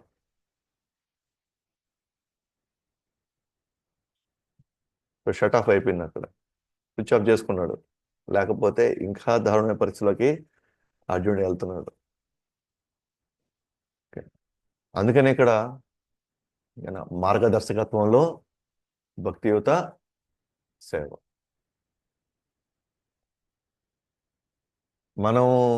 మనం ఒంటరిగా ఉన్నప్పుడు, లేకపోతే మనం సెపరేట్గా చేసుకున్నప్పుడు మనకి చాలా సుఖంగా ఉంటుంది, చాలా ప్రశాంతంగా ఉంటుంది. కానీ అక్కడ కూడా మన స్వభావం బట్టే చేసుకుంటున్నాం, మన గుణాలను బట్టి మనం చేసుకుంటున్నాం, మనకు నచ్చినట్టుగా చేసుకోగలుగుతున్నాం. అక్కడెక్కడ కూడా మార్గదర్శకత్వం అనేది లేదు. సో అందువల్ల పదే పదే మనకుండే అతిపెద్ద పరీక్ష ఇక్కడ. మనకి ఫుడ్ కృష్ణుడు చెప్పాడు, నువ్వు మంచి రుచిగా చేసుకొని తిన్నాయినా నువ్వు అన్నాడు. ఓకే, నువ్వు ఎక్కడ ఉండాలి? నువ్వు ఇష్టం, నువ్వు ఏడైనా ఉండు, 5 స్టార్ హోటల్ అయినా ఉండు, నువ్వు గుడిసైనా ఉండు. ఓకేనా? ఏమేమి వేసుకోవచ్చు బట్టలు, ఏ బట్టలైనా వేసుకో, ఇబ్బందేలే. ఎక్కడ రెస్ట్రిక్షన్ పెట్టాల ఇక్కడ, ఏది ఎక్కడ కూడా మనకి ఎలా కావాలంటే అలా. మనం కార్లు కొనొద్దన్నాడా కృష్ణుడు? ఫ్లైట్లో పోవద్దన్నాడా?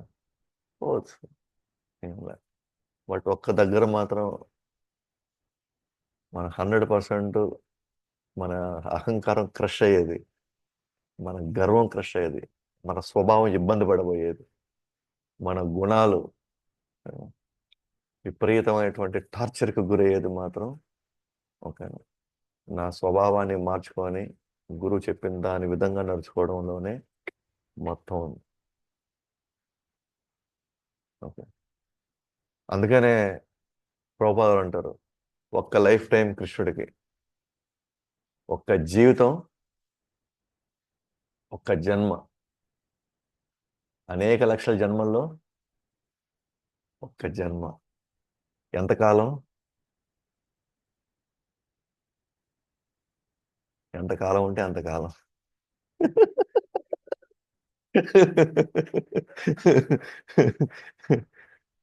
ఎంతకాలం ఉంటే అంతకాలం. 1 లైఫ్ టైం. ప్రభా అంటారు, ఒక లైఫ్ టైం కృష్ణుడితో జోదం ఆడండి, గ్యాంబుల్ ఆడంటాడు. ఒక్క జన్మ ఏమవుతుంది అయింది, కృష్ణుడు ఏం చెప్తే అది చేయండి. మ్యాక్సిమం ఏమవుతుంది, మనం సమాజం వదిలేసాం, లేకపోతే మిగతా వాళ్ళందరూ మాటలు పక్కన పెట్టేసాం, ఏం పట్టించుకోవాలా మనం. ఒక్క లైఫ్ టైం కృష్ణుడు చెప్పినట్టు నడుచుకుంటే ఏమవుతుంది భాస్కర్ ప్రభు, ఏమవుద్ది? ఒక లైఫ్ టైం కృష్ణుడు చెప్పినట్టు నడుచుకుంటున్నాం అబ్బా, ఏమవుద్ది? ఆ? ఒకవేళ పోకపోతే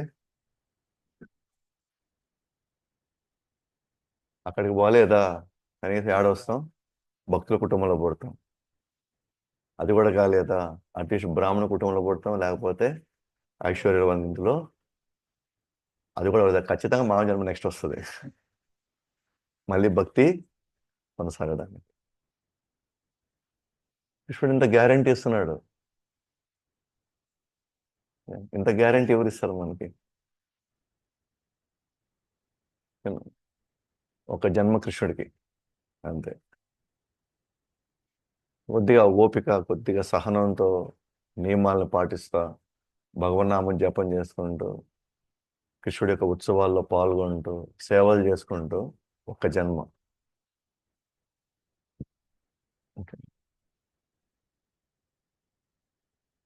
ఈ సృష్టి ఎప్పుడు ఆరంభమైందో తెలియదు, ఈ సృష్టి ఎప్పటికి అంతం అవుద్దో మనకు తెలియదు. ఇంత కాలంలో, ఓకేనా, ఇంత కాలం, ఈ మొత్తం కాల పరిమితిలో, ఓకేనా, మనకు వచ్చే మానవ జన్మ ఒక మిణుకు అంతే.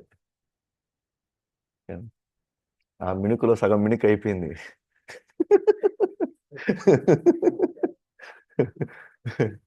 ఇంకుంటే సగం మిణుక్కుంది ఇక్కడ. అది కూడా ఇంకా ఆయుష్ ఉంటే మనకి ఒక లైఫ్ టైం. సో చేయవలసినవి అంతే అన్నమాట. భక్తుల సాంగత్యంలో ఉండాలి, కంపల్సరీగా భక్తుల సాంగత్యంలో ఉండాలి, భక్తుల సాంగత్యంలో నేర్చుకోవాలి, భక్తుల సాంగత్యంలో జీవించడానికి ప్రయత్నించాలి. నెక్స్ట్, మార్గదర్శకత్వంలో భక్తుల సేవ చేయాలి. చేయకూడనివి 4 నియమాలు పాటించడం. సో వ్యభిచారం, మాంసభక్షణ, తర్వాత జూదము, మత్తు పానీయాలు, వీటి జోలికి మాత్రం అసలు పోకూడదు. సో మత్తు పానీయాలు చేసి ఏం జరుగుతుంది? సో 4 ధర్మాలు, 4 పాదాలు లింక్ పెట్టండి, 4 పాదాలు లింక్ పెట్టండి. తపశక్తి పోతుంది, అంటే నిగ్రహించుకునే శక్తి పోతుంది. మనం మత్తు పానీయాలు తీసుకుంటే మనకి కంట్రోల్ ఉండదు, ఇది ఇంక్లూడింగ్ టీ, కాఫీ. మన కంట్రోల్ ఉండదు. 2, జూదం ఆడితే సత్యం అది దెబ్బతింటది. మాంసం తీసుకుంటే దయ, సో దయ అనేది పక్కకి వెళ్ళిపోతుంది. 4వది వ్యభిచారం చేస్తే శౌచం అనేది పక్కన. శౌచం అంటే ఏంటి? శుభ్రత, అది బాహ్య శుభ్రత, అంతర్గత శుభ్రత. అంతర్గత అంటే హృదయంలో శుభ్రత. ధర్మం 4 పాదాల మీద నడుస్తుందంటే తప, సత్యం, దయా, శౌచం. తప, సత్యం, దయ, శౌచం. ఈ 4 పాదాల మీద ధర్మము 4 పాదాల మీద నడుస్తుంది అంటున్నారు ధర్మం. సో ఈ 4 మనం కానీ పాటిస్తే ధర్మో రక్షతి రక్షిత, అప్పుడు ధర్మం మనల్ని రక్షిస్తుంది. కాబట్టి కృష్ణుడి సేవలో మనం ఇంద్రియాలు ఆయన సేవలో పెట్టడం, మనసుని భగవన్నామంలో పెట్టడం, బుద్ధిని భగవద్గీత భాగవతంలో పెట్టడం వల్ల మనం ఇంద్రియాల వేగాలను తగ్గించవచ్చు, మనసుని స్థిరతలోకి తీసుకురావచ్చు, బుద్ధిని సరైన వాటికి వాడవచ్చు అన్నమాట కృష్ణుడి సేవలో పెట్టినప్పుడు. అప్పుడు ఏమవుతుంది, ఈ వేగాలన్నీ ఆటోమేటిక్గా తగ్గిపోవడమే కాకుండా, ఎందుకంటే ఇక్కడ ఇంద్రియాలని వాడాలి, మనం వాడకుండా తక్కన ఆపలేము. ఇప్పుడు కళ్ళు ఉండేది ఎందుకు? చూడడానికి. నేను కళ్ళు చూడడానికి కళ్ళు మూసుకొని తపస్సు చేసుకుంటే ప్రయోజనం ఏంది? నోరుంది మాట్లాడడానికి. మనం మాటలు లేకుండా నేను బొమ్మగా ఉంటే మరి ఎందుకు భగవంతుడు నోరు ఎందుకు ఇచ్చినట్టు, చెవులు ఎందుకు ఇచ్చాడు? వాటిని వాడాలి మనం ఖచ్చితంగా, కానీ ఇది పాజిటివ్ వేలో వాడాలి.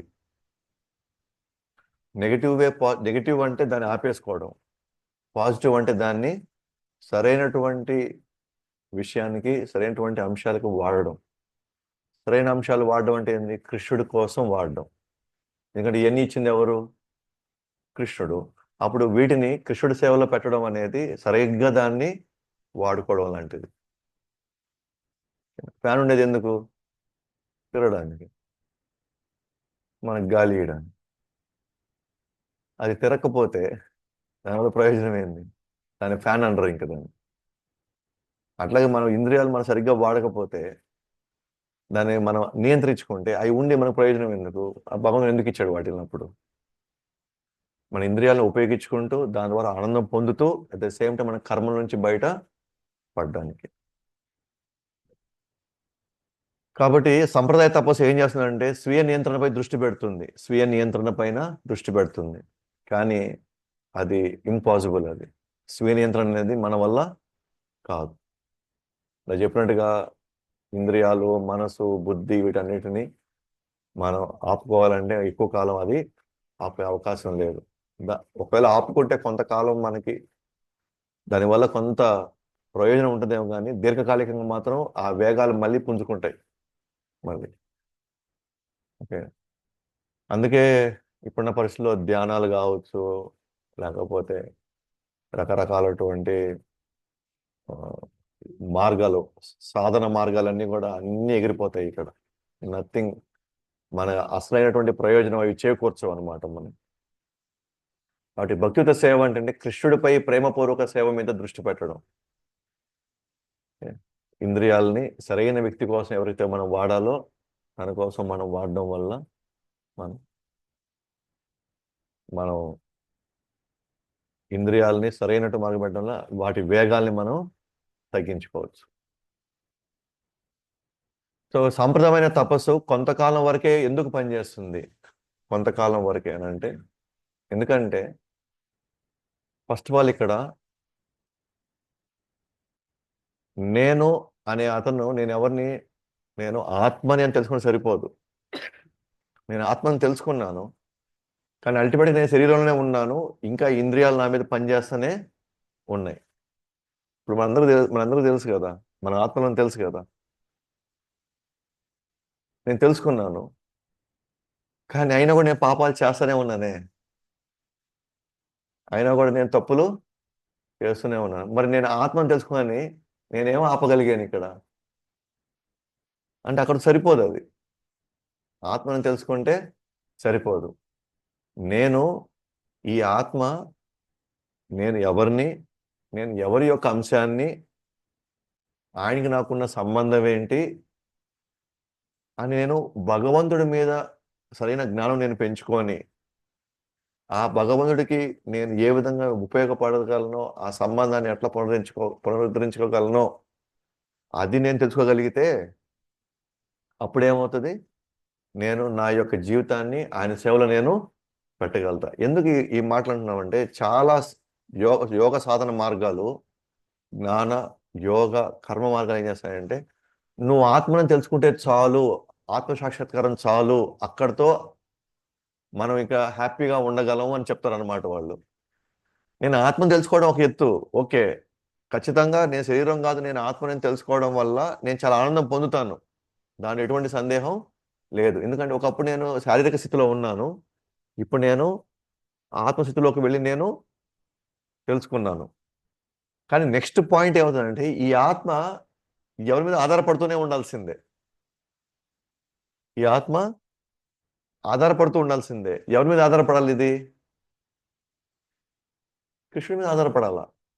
ఎందుకంటే ఈ ఆత్మ ఎవరి నుంచి వచ్చింది? కృష్ణుడి నుంచి వచ్చింది. అందుకనే మీరు 7వ అధ్యాయం 3వ శ్లోకంలో,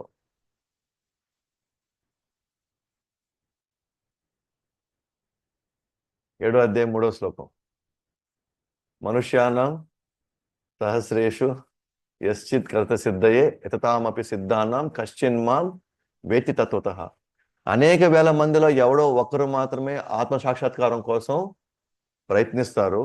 అలా ఆత్మ సాక్షాత్కారం కోసం ప్రయత్నించే అనేక వేల మందిలో ఎవడో ఒక్కడు మాత్రమే నన్ను యథార్థంగా తెలుసుకున్నాడు. అంటే కేవలం నేను ఆత్మని తెలుసుకుంటే సరిపోదు. నేను ఎవరి నుంచి వచ్చాను, అంతిమంగా నేను ఎవరిని నేను చేరుకోవాలి అన్న విషయం కూడా తెలుసుకోవాలి. అంటే ఆ జ్ఞానం తెలిసిపెట్టుకో ఉండాలి. నేను ఆత్మ అనే జ్ఞానం తెలిసిపెట్టుకుంటే అక్కడ సరిపోదు. అది హాఫ్ నాలెడ్జ్. అది సరైన జ్ఞానం కాదు. ఈ ఆత్మ ఎక్కడి నుంచి వచ్చింది? కృష్ణుడు వచ్చింది. సో అంతిమంగా నేను మళ్ళీ చేరుకోవాలి. నా ఇంటికి నేను వెళ్ళిపోవాలి. నా తండ్రి దగ్గరికి నేను వెళ్ళిపోవాలి. ఆ జ్ఞానం కూడా నేను సంపాదించిన రోజు, ఆ జ్ఞానం నేను నమ్మిన రోజు, అప్పుడు నేనేం చేస్తాను? కృష్ణుని ఎలా చేరుకోవాలో దానికి చేయాల్సిన మొత్తం నేను సాధన చేస్తాను. సో 7వ అధ్యాయం 19వ శ్లోకం ఏం చెప్తుంది? బహునామ జన్మనామంతే జ్ఞానవాన్ మాం ప్రపద్యతే వాసుదేవం సర్వమితి సమహాత్మ సుదుర్లభ. అనేక వేల జన్మెత్తిన తర్వాత ఎప్పటికో జ్ఞానం పండిన వాడు మాత్రమే నేను వాసుదేవుడే సర్వానికి మూలం అని తెలుసుకుంటాడు. అట్లాంటి మహాత్ములు సుదుర్లభ, చాలా రేర్ అన్నమాట. 15వ అధ్యాయం 7వ శ్లోకం.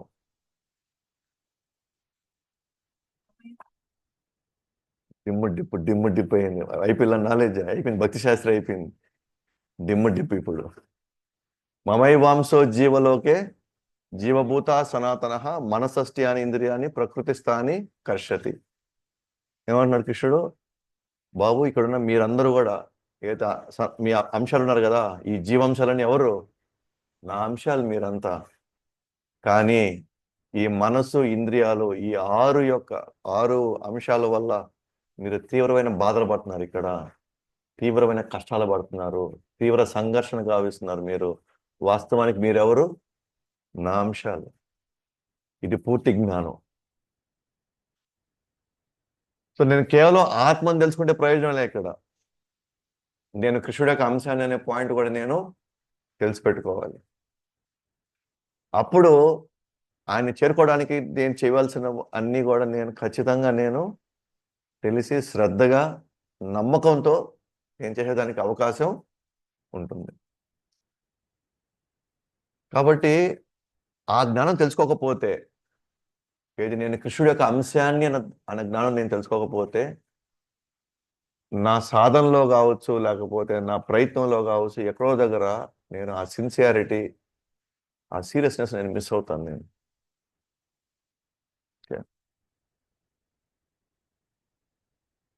ఆ జ్ఞానం తెలుసుకోకపోతే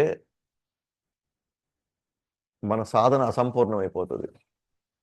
దానికి ఉపమానం ఇస్తారు అన్నమాట. ఇక్కడ ప్రభుపాద ఒక ఉపమానం ఇస్తారు. ఇప్పుడు మద్యాన్ని తీసుకొని వెళ్ళి తీసుకొని ఒక బౌల్లో ఏమంటారు, ఒక దబర్లో కానీ లేకపోతే ఏం బ్రో పాత అలవాట్లు వచ్చినాయా?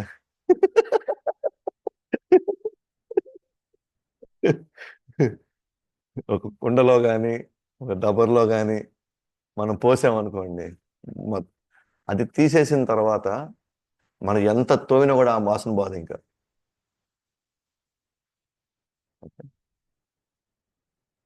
సో కాబట్టి ఇక్కడ కూడా నేను కృష్ణుడి యొక్క అంశాన్ని నేను పూర్తిగా తెలుసుకోకపోతే, ఓకే,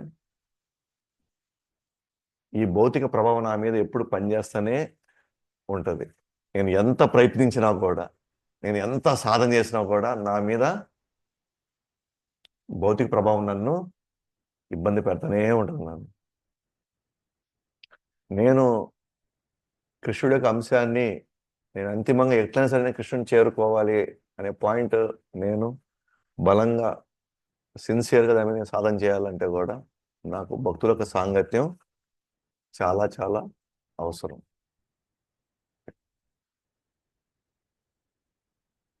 కాబట్టి నెక్స్ట్ పారాగ్రాఫ్లో 4వ శ్లోకం, 4వ పారాగ్రాఫ్లో వాచో వేగం. వాచో వేగం అంటే వాక్కు యొక్క వేగం.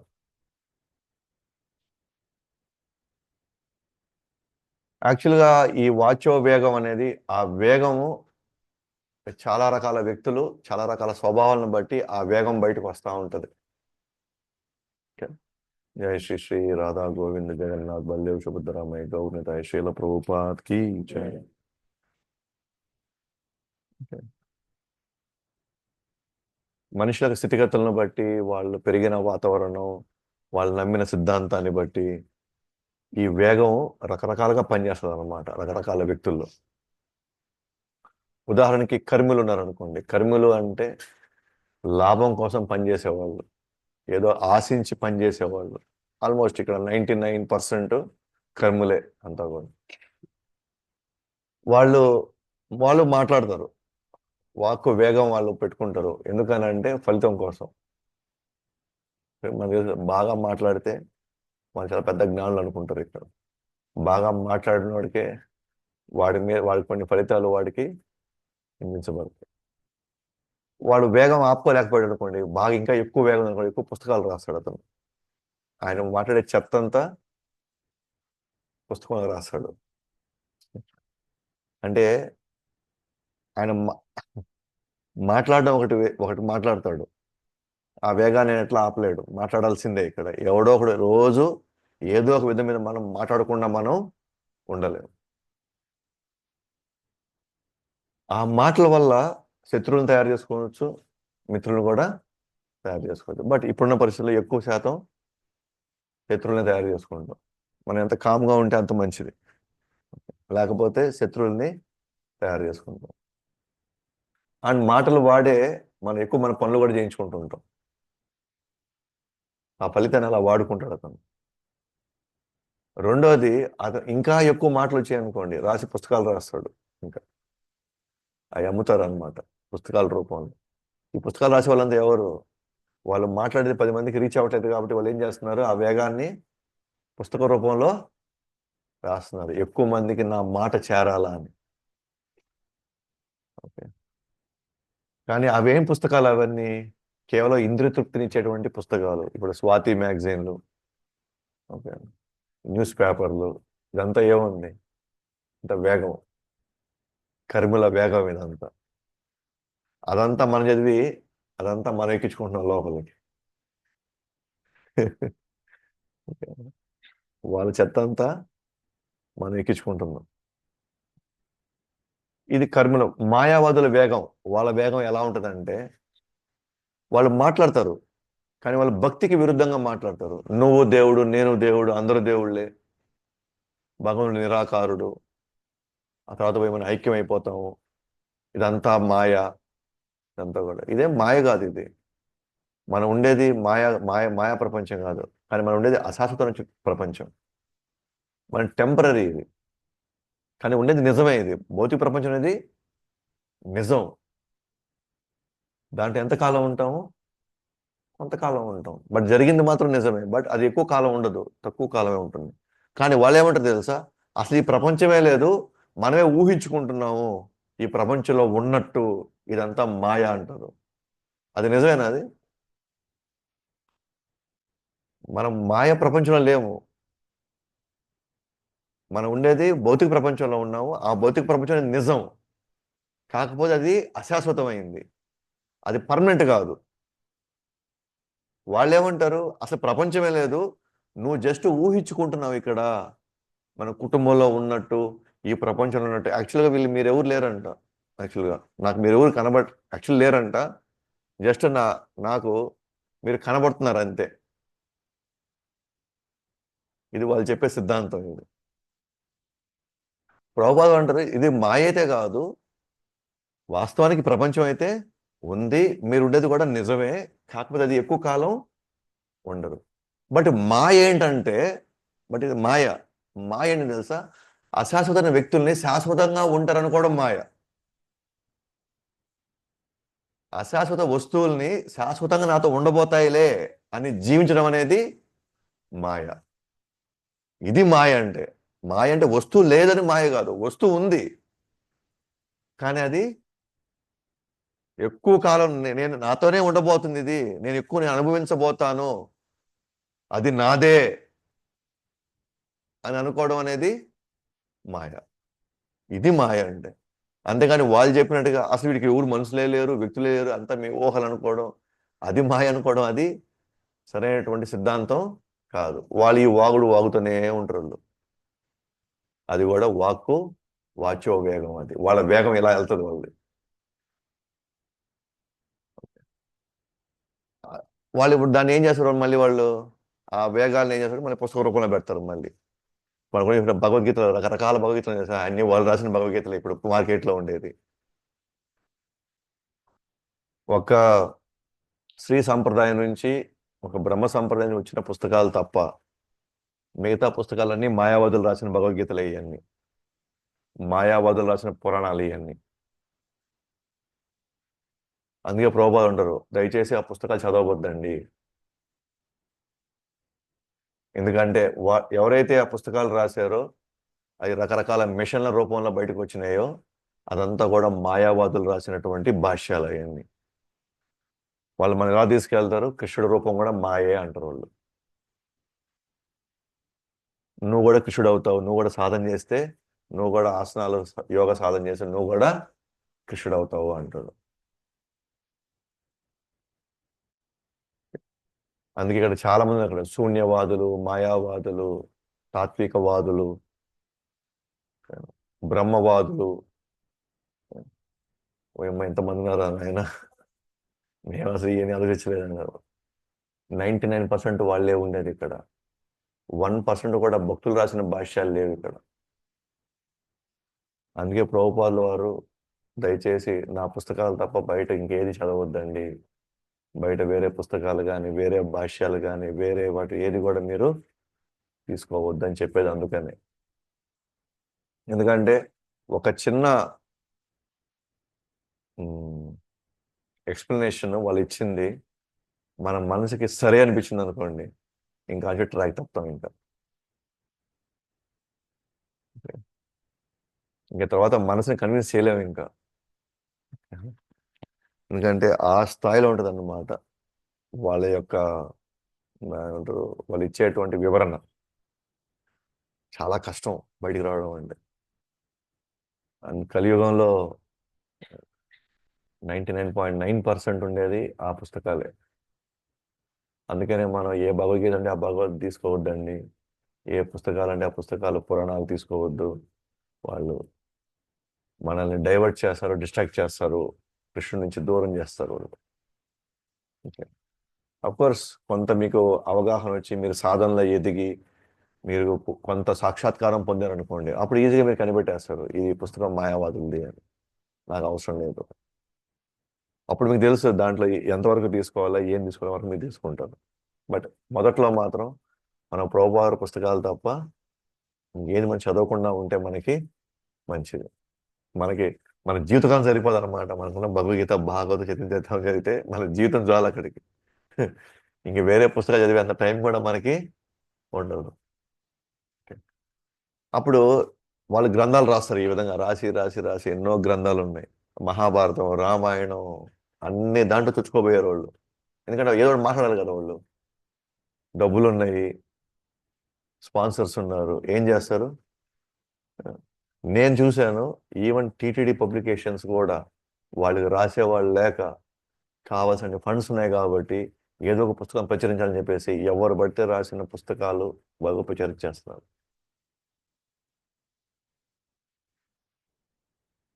ఎందుకంటే నేను చదివిన ఒక చిన్న బుక్, అదే భగవద్గీత బుక్, చిన్న బుక్ ఒకసారి నేను తీసుకున్నాను, టీటీడీ పబ్లికేషన్స్ అని. మొత్తం అసలు భాష్యాలే మారిపోయినాయి, అసలు భావాలే మారిపోయినాయి. ఎందుకంటే వాళ్ళు స్క్రూటినైజ్ చేయట్లే వాళ్ళు. వాళ్ళకి ఏముంది, ఏదో ఒకటి పబ్లిష్ చేయాలి, ఫండ్స్ ఉన్నాయి, పబ్లిష్ చేయాలన్న పాయింట్ పబ్లిష్ చేస్తున్నారు. అది చాలా వరకు ప్రాబ్లం అయిపోతుంది ఇప్పుడు. అండ్ ఫైనల్గా ప్రభుపాద వారు ఏమంటారంటే వీళ్ళని దేంతో పోలుస్తారంటే పాముల్ని ఆకర్షించే కప్పలని. కప్పలు ఏం చేస్తుంటే ఎస్పెషల్గా రాత్రుళ్ళు అరుస్తూనే ఉంటాయి.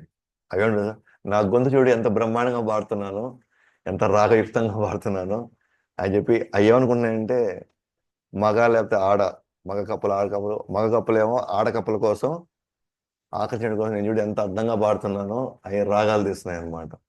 అలాగే ఆడకప్ప ఏం చేస్తుంది, మగ కప్పలు ఆకర్షణకి అది రాగం పడుతుంది. మనకేమనిపిస్తుంది, ఏ అందరూ ఈ కప్పల గోలేంది, ఈ అరుపులు ఏంది, నాకు నిద్ర కూడా పట్టలేదు. కానీ అవి పాడుకుంటున్నాయి. ఓకేనా, అవి ఆకర్షణ డ్యూయెట్లు చేసుకుంటున్నాయి. కానీ అవి ఏటిని ఆకర్షిస్తున్నాయి, కప్పల్ని.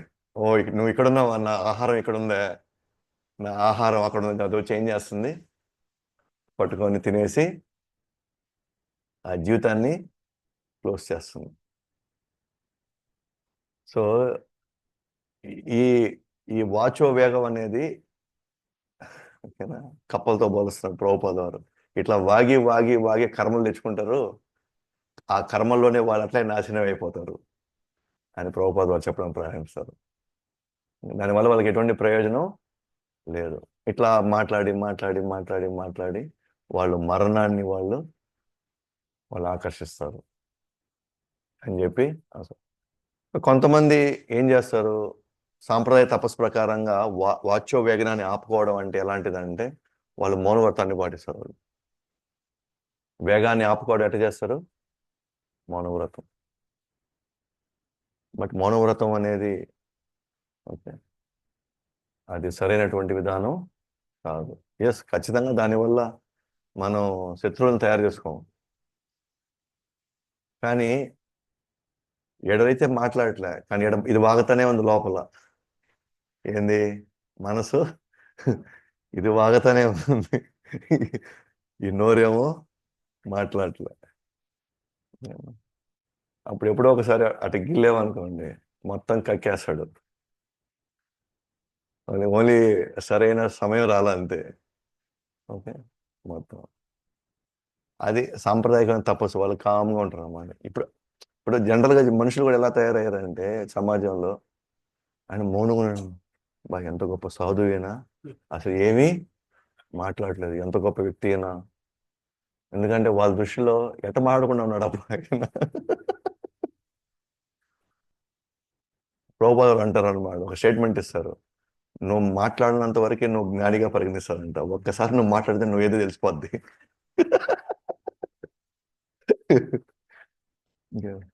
మాట్లాడినంత వరకే వాళ్ళ వాళ్ళ ఆకారం చూసి, వాళ్ళ హుందాతనాన్ని చూసి ఆయన ఏ స్థాయి వ్యక్తి అనుకుంటారు. అందుకే వాళ్ళు మాట్లాడరు, ఎందుకంటే మాట్లాడితే బయటపడిపోద్ది విషయం.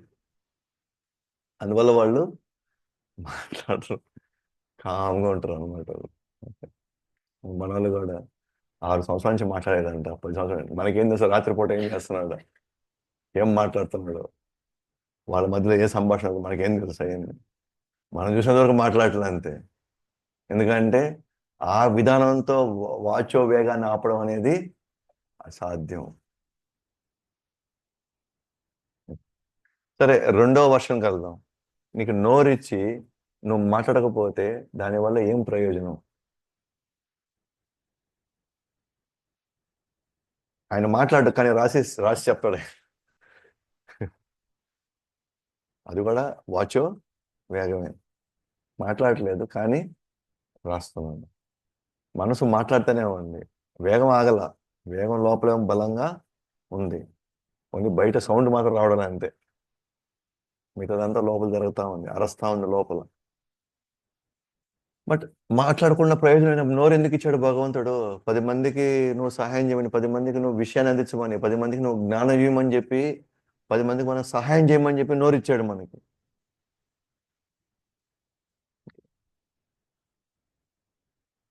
కాబట్టి అంతరంగంలో ఉన్న ఆలోచనలు ఆపదు, వ్రాయడం ద్వారా తెలియపరుస్తారు వాళ్ళు. అందువల్ల ఈ మౌనవ్రతం పనిచేయదు. ఓకే, అంటే భక్తిలో ఏమాత్రం ప్రావీణ్యం లేని వాళ్ళు మాత్రం అనుకుంటారు, ఆహా ఓహో, బా మౌనంగా ఉన్నాడు, అబ్బా ఈయన పాలు తప్ప ఇంకేం తాగడు ఈయన. ఇవన్నీ గొప్ప సాధన అనుకుంటారు వాళ్ళు. నీళ్ళలో నడుస్తాడు ఆయన, నువ్వు నీళ్ళ నడిస్తే నడిచిపోతే నాకెందుకు, నువ్వు నడిస్తే నాకేం వస్తుంది, నడవకపోతే నాకేం వస్తుంది. ఇవన్నీ ఏదో గొప్పగా నోట్లో నుంచి మాడకుండా విభూద్దీశ్వరు అనుకోండి, ఓయమ్మ ఏంటి నాకు దానివల్ల నాకు వచ్చే ప్రయోజనం ఏంటి? నేను ఎట్లా లాభపడతాను? నేను ఎట్లా బయటపడతాను? నా కామక్రోధ మోహమదమచాల నుంచి నేను ఎట్లా బయటపడతాను? అది నేను బయటపడగలిగితే కదా, అప్పుడు కదా నేను ప్రశాంతంగా ఉండబోయేది. ఆ విషయాలు అసలు తీసుకోవట్లే మనుషులు. జస్ట్ బాహ్యమైనటువంటి ఈ అంశాలు మాత్రం చూసి దానికి ఆకర్షితులైపోయేసి ఒకరినొకరిని బాబాలు చేసి పడేసి, ఒకరొకరిని దేవుళ్ళు చేసి పడేసి, వాళ్ళకి గరుడు వాహనాలు, ఆ వాహనాలు, ఈ వాహనాలు వేసి తిప్పుతా అభిషేకాలు చేసుకుంటా, బంగారు కిరీటాలు చేసుకుంటా కూర్చుంటున్నారు. ఏంటి ప్రయోజనం దానివల్ల? సో దానికనే నిజమైనటువంటి తపస్సు, ఆధ్యాత్మిక తపస్సు, భక్తియుత సేవ ఏంటంటే, ఎస్, నోరు ఇచ్చాడు కదా భగవంతుడు, కృష్ణుడు కథ మాట్లాడు, కృష్ణుడి గురించి మాట్లాడు, భౌతిక జీవితం యొక్క స్థితిగతుల గురించి మాట్లాడు. ఈ భౌతిక ప్రపంచం ఎంత ప్రమాదకరమో, జన్మ మృత్యు జరా వ్యాధుల గురించి మాట్లాడండి. వీటి నుంచి శాశ్వతంగా బయటపడాలంటే ఏం చేయాలో, అంటే ఇదంతా ఏం చేస్తాం, మనం సహాయం చేస్తున్నాం మనం. ఓకే, ఆధ్యాత్మికపరమైనటువంటి పుస్తకాలు చదవడం, అంటే కృష్ణుడి గురించి ఇంకా ఎక్కువ తెలుసుకోవడం, లేదా అలాంటి విషయాలు మనం రాయడం, 10 మందికి అందించాలి ఈ జ్ఞానం. నేను ఒక్కడిని ఇక్కడ ఉండి సరిపోవట్లేదు, ఇది పుస్తకాల రూపంలో ఎక్కువ మందికి చేరితే, ఎక్కువ మంది విషయాలుగా వాళ్ళు అర్థం చేసుకోగలిగితే, వాళ్ళు శాశ్వతంగా ఈ విషయం నుంచి వాళ్ళు బయటపడగలుగుతారు కదా. అంటే వాక్కు వేగాన్ని దేని గురించి దేంతో మాట్లాడుతున్నారు? కృష్ణుడి గురించి మాట్లాడమంటున్నారు. అప్పుడు మన వాక్ చాతుర్య, వాక్ వేగము సరైనటువంటి అంశాల మీద మాట్లాడుతున్నప్పుడు డెఫినెట్గా మన జీవితం పవిత్రం అయిపోతుంది. మనం అంటారు కదా, ముళ్ళుని ముళ్ళుతోనే తీయాలంటారు కదా. మన ఏ ఇంద్రియాల వల్ల ఈరోజు గత జన్మల్లో మనం వాగి వాగి వాగి వాగి వాళ్ళ మీద అబద్ధాలు చెప్పి, వీళ్ళ మీద అబద్ధాలు చెప్పి, వీళ్ళని అది చేసి ఇది చేసి, ఏ వేగాలు, ఏ నోటి వల్ల మనం ఈరోజు ఇన్ని కర్మలు సంపాదించుకున్నామో, అదే నోటితో మన కర్మల నుంచి కూడా బయటికి వచ్చేయవచ్చు. ఎలాగ కర్మ నుంచి ఎలా బయటపడగలుగుతాం? అదే నోరుతో కృష్ణుడి గురించి మాట్లాడడం వల్ల, కృష్ణుడి గురించి కీర్తన పాడడం వల్ల, కృష్ణ కథ ప్రవచనం ఇవ్వడం వల్ల,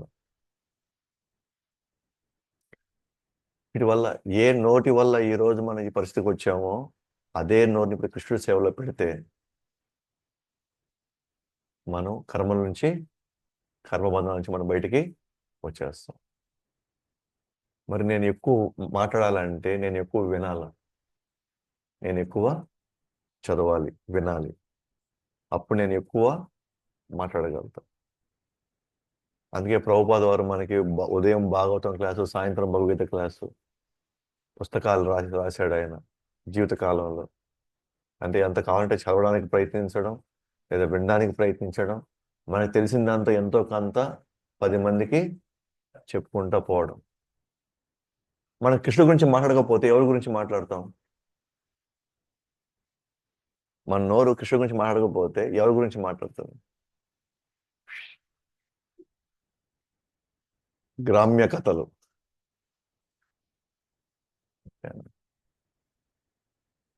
మనం వాళ్ళ గురించి మాట్లాడకపోతే చుట్టుపక్కల వాళ్ళ గురించి మాట్లాడాల్సి వస్తుంది. దానివల్ల అనవసరంగా సమస్యలు మనం తెచ్చుకుంటాం. ఎందుకంటే అంత మాట నిందా నా గురించే, నన్నే ఇంత నిందా, నన్ను ఇట్లా అన్నారా వీళ్ళు, వీళ్ళ సంగతి నేను చూస్తాను, వీళ్ళు అట్లా, నాకు సరైన సమయం రావాలా, అప్పుడు వేసుకుంటా వీళ్ళ సంగతి.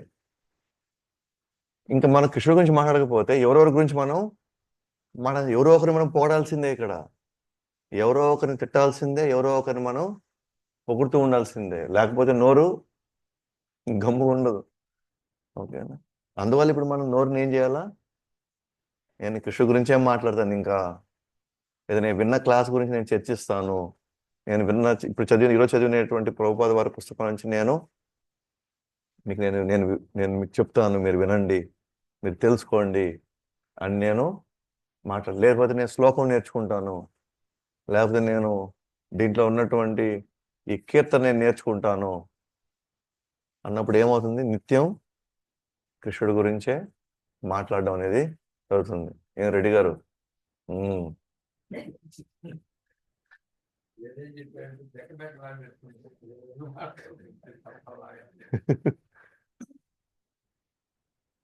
అందుకే భగవద్గీత 18 అధ్యాయం 66 శ్లోకంలో కృష్ణుడు ఏమన్నాడు? సర్వధర్మాన్ పరిత్యజ్య మాం ఏకం శరణం వ్రజ అహం త్వం సర్వ పాపేభ్యో మోక్షయిష్యామి మా శుచః.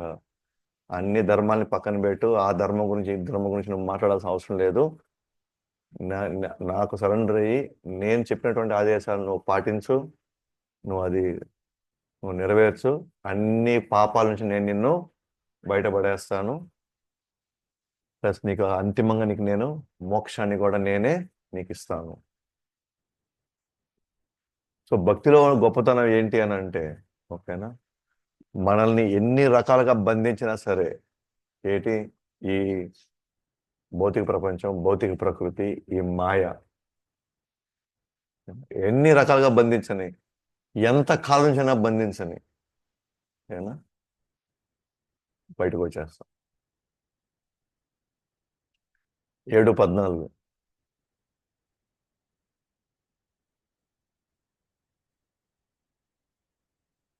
దైవీహేష గుణమయి మమ మాయా దురత్యయ మామేవయే ప్రపద్యంతే మాయామేతాం తరంతితే. కృష్ణుడు అన్నాడు, దైవీహేష గుణమయి మమ మాయ, నా మాయ దైవీహేష, శక్తివంతమైంది నా మాయ. మమ మాయా దురత్య, నీ వల్ల అస్సలు కాదు, నువ్వు బయటకు రాలేవు, నువ్వు అసలు you can not come out. నీ వల్ల నువ్వు ఎంత ప్రయత్నించినా కూడా నువ్వు బయటికి రాలేవు. కానీ మామేవయే ప్రపద్యంతే, ఎవరైతే నన్ను శరణు వేడతారో మాయామేతాం తరంతితే, చాలా సులభంగా మీరు బయటకు వచ్చేస్తారు. మాయ ఎవరి శక్తి? మాయా కృష్ణుడి శక్తి. కృష్ణుడి శక్తితో మనం పోరాడగలుగుతామా?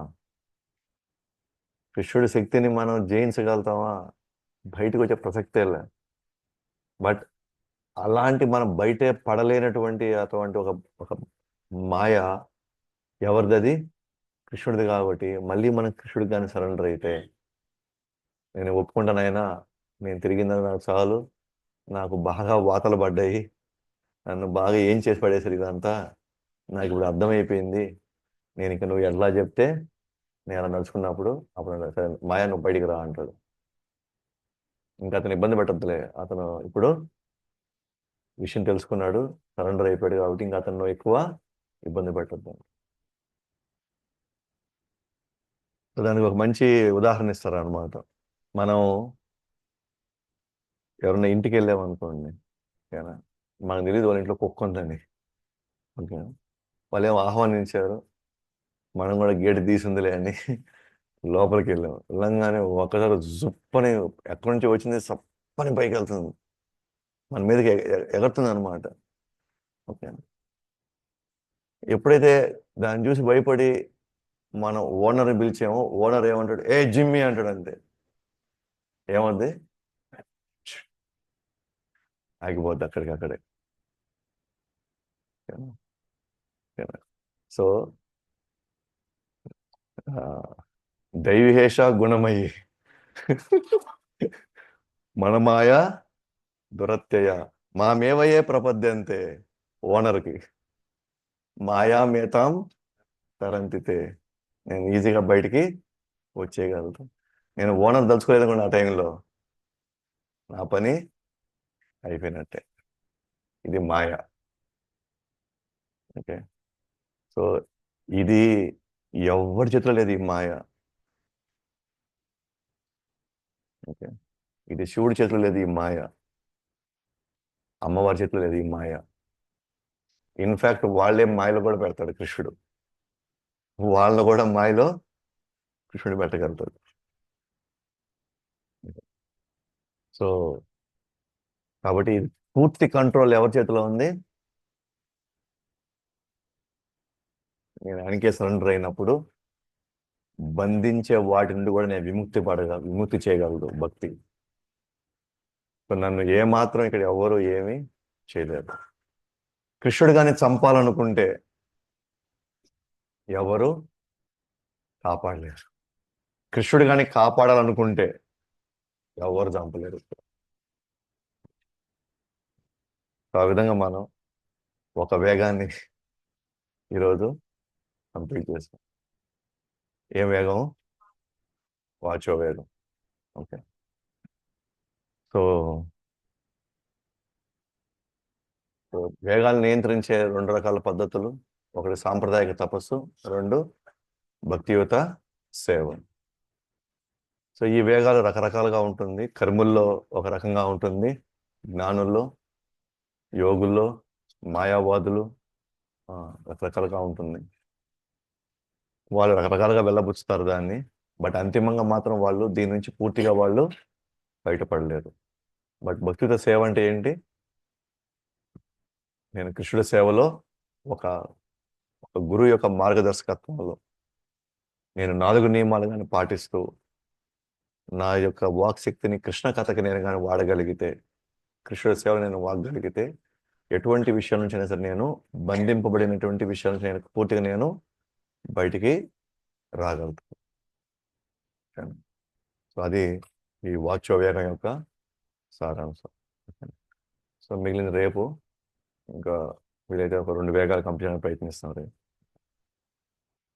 ఉపదేశామృతం की जय, रूप गोस्वामी महाराज की जय, श्रील प्रभुपाद की जय, निताय गौर प्रेमानंदे हरि।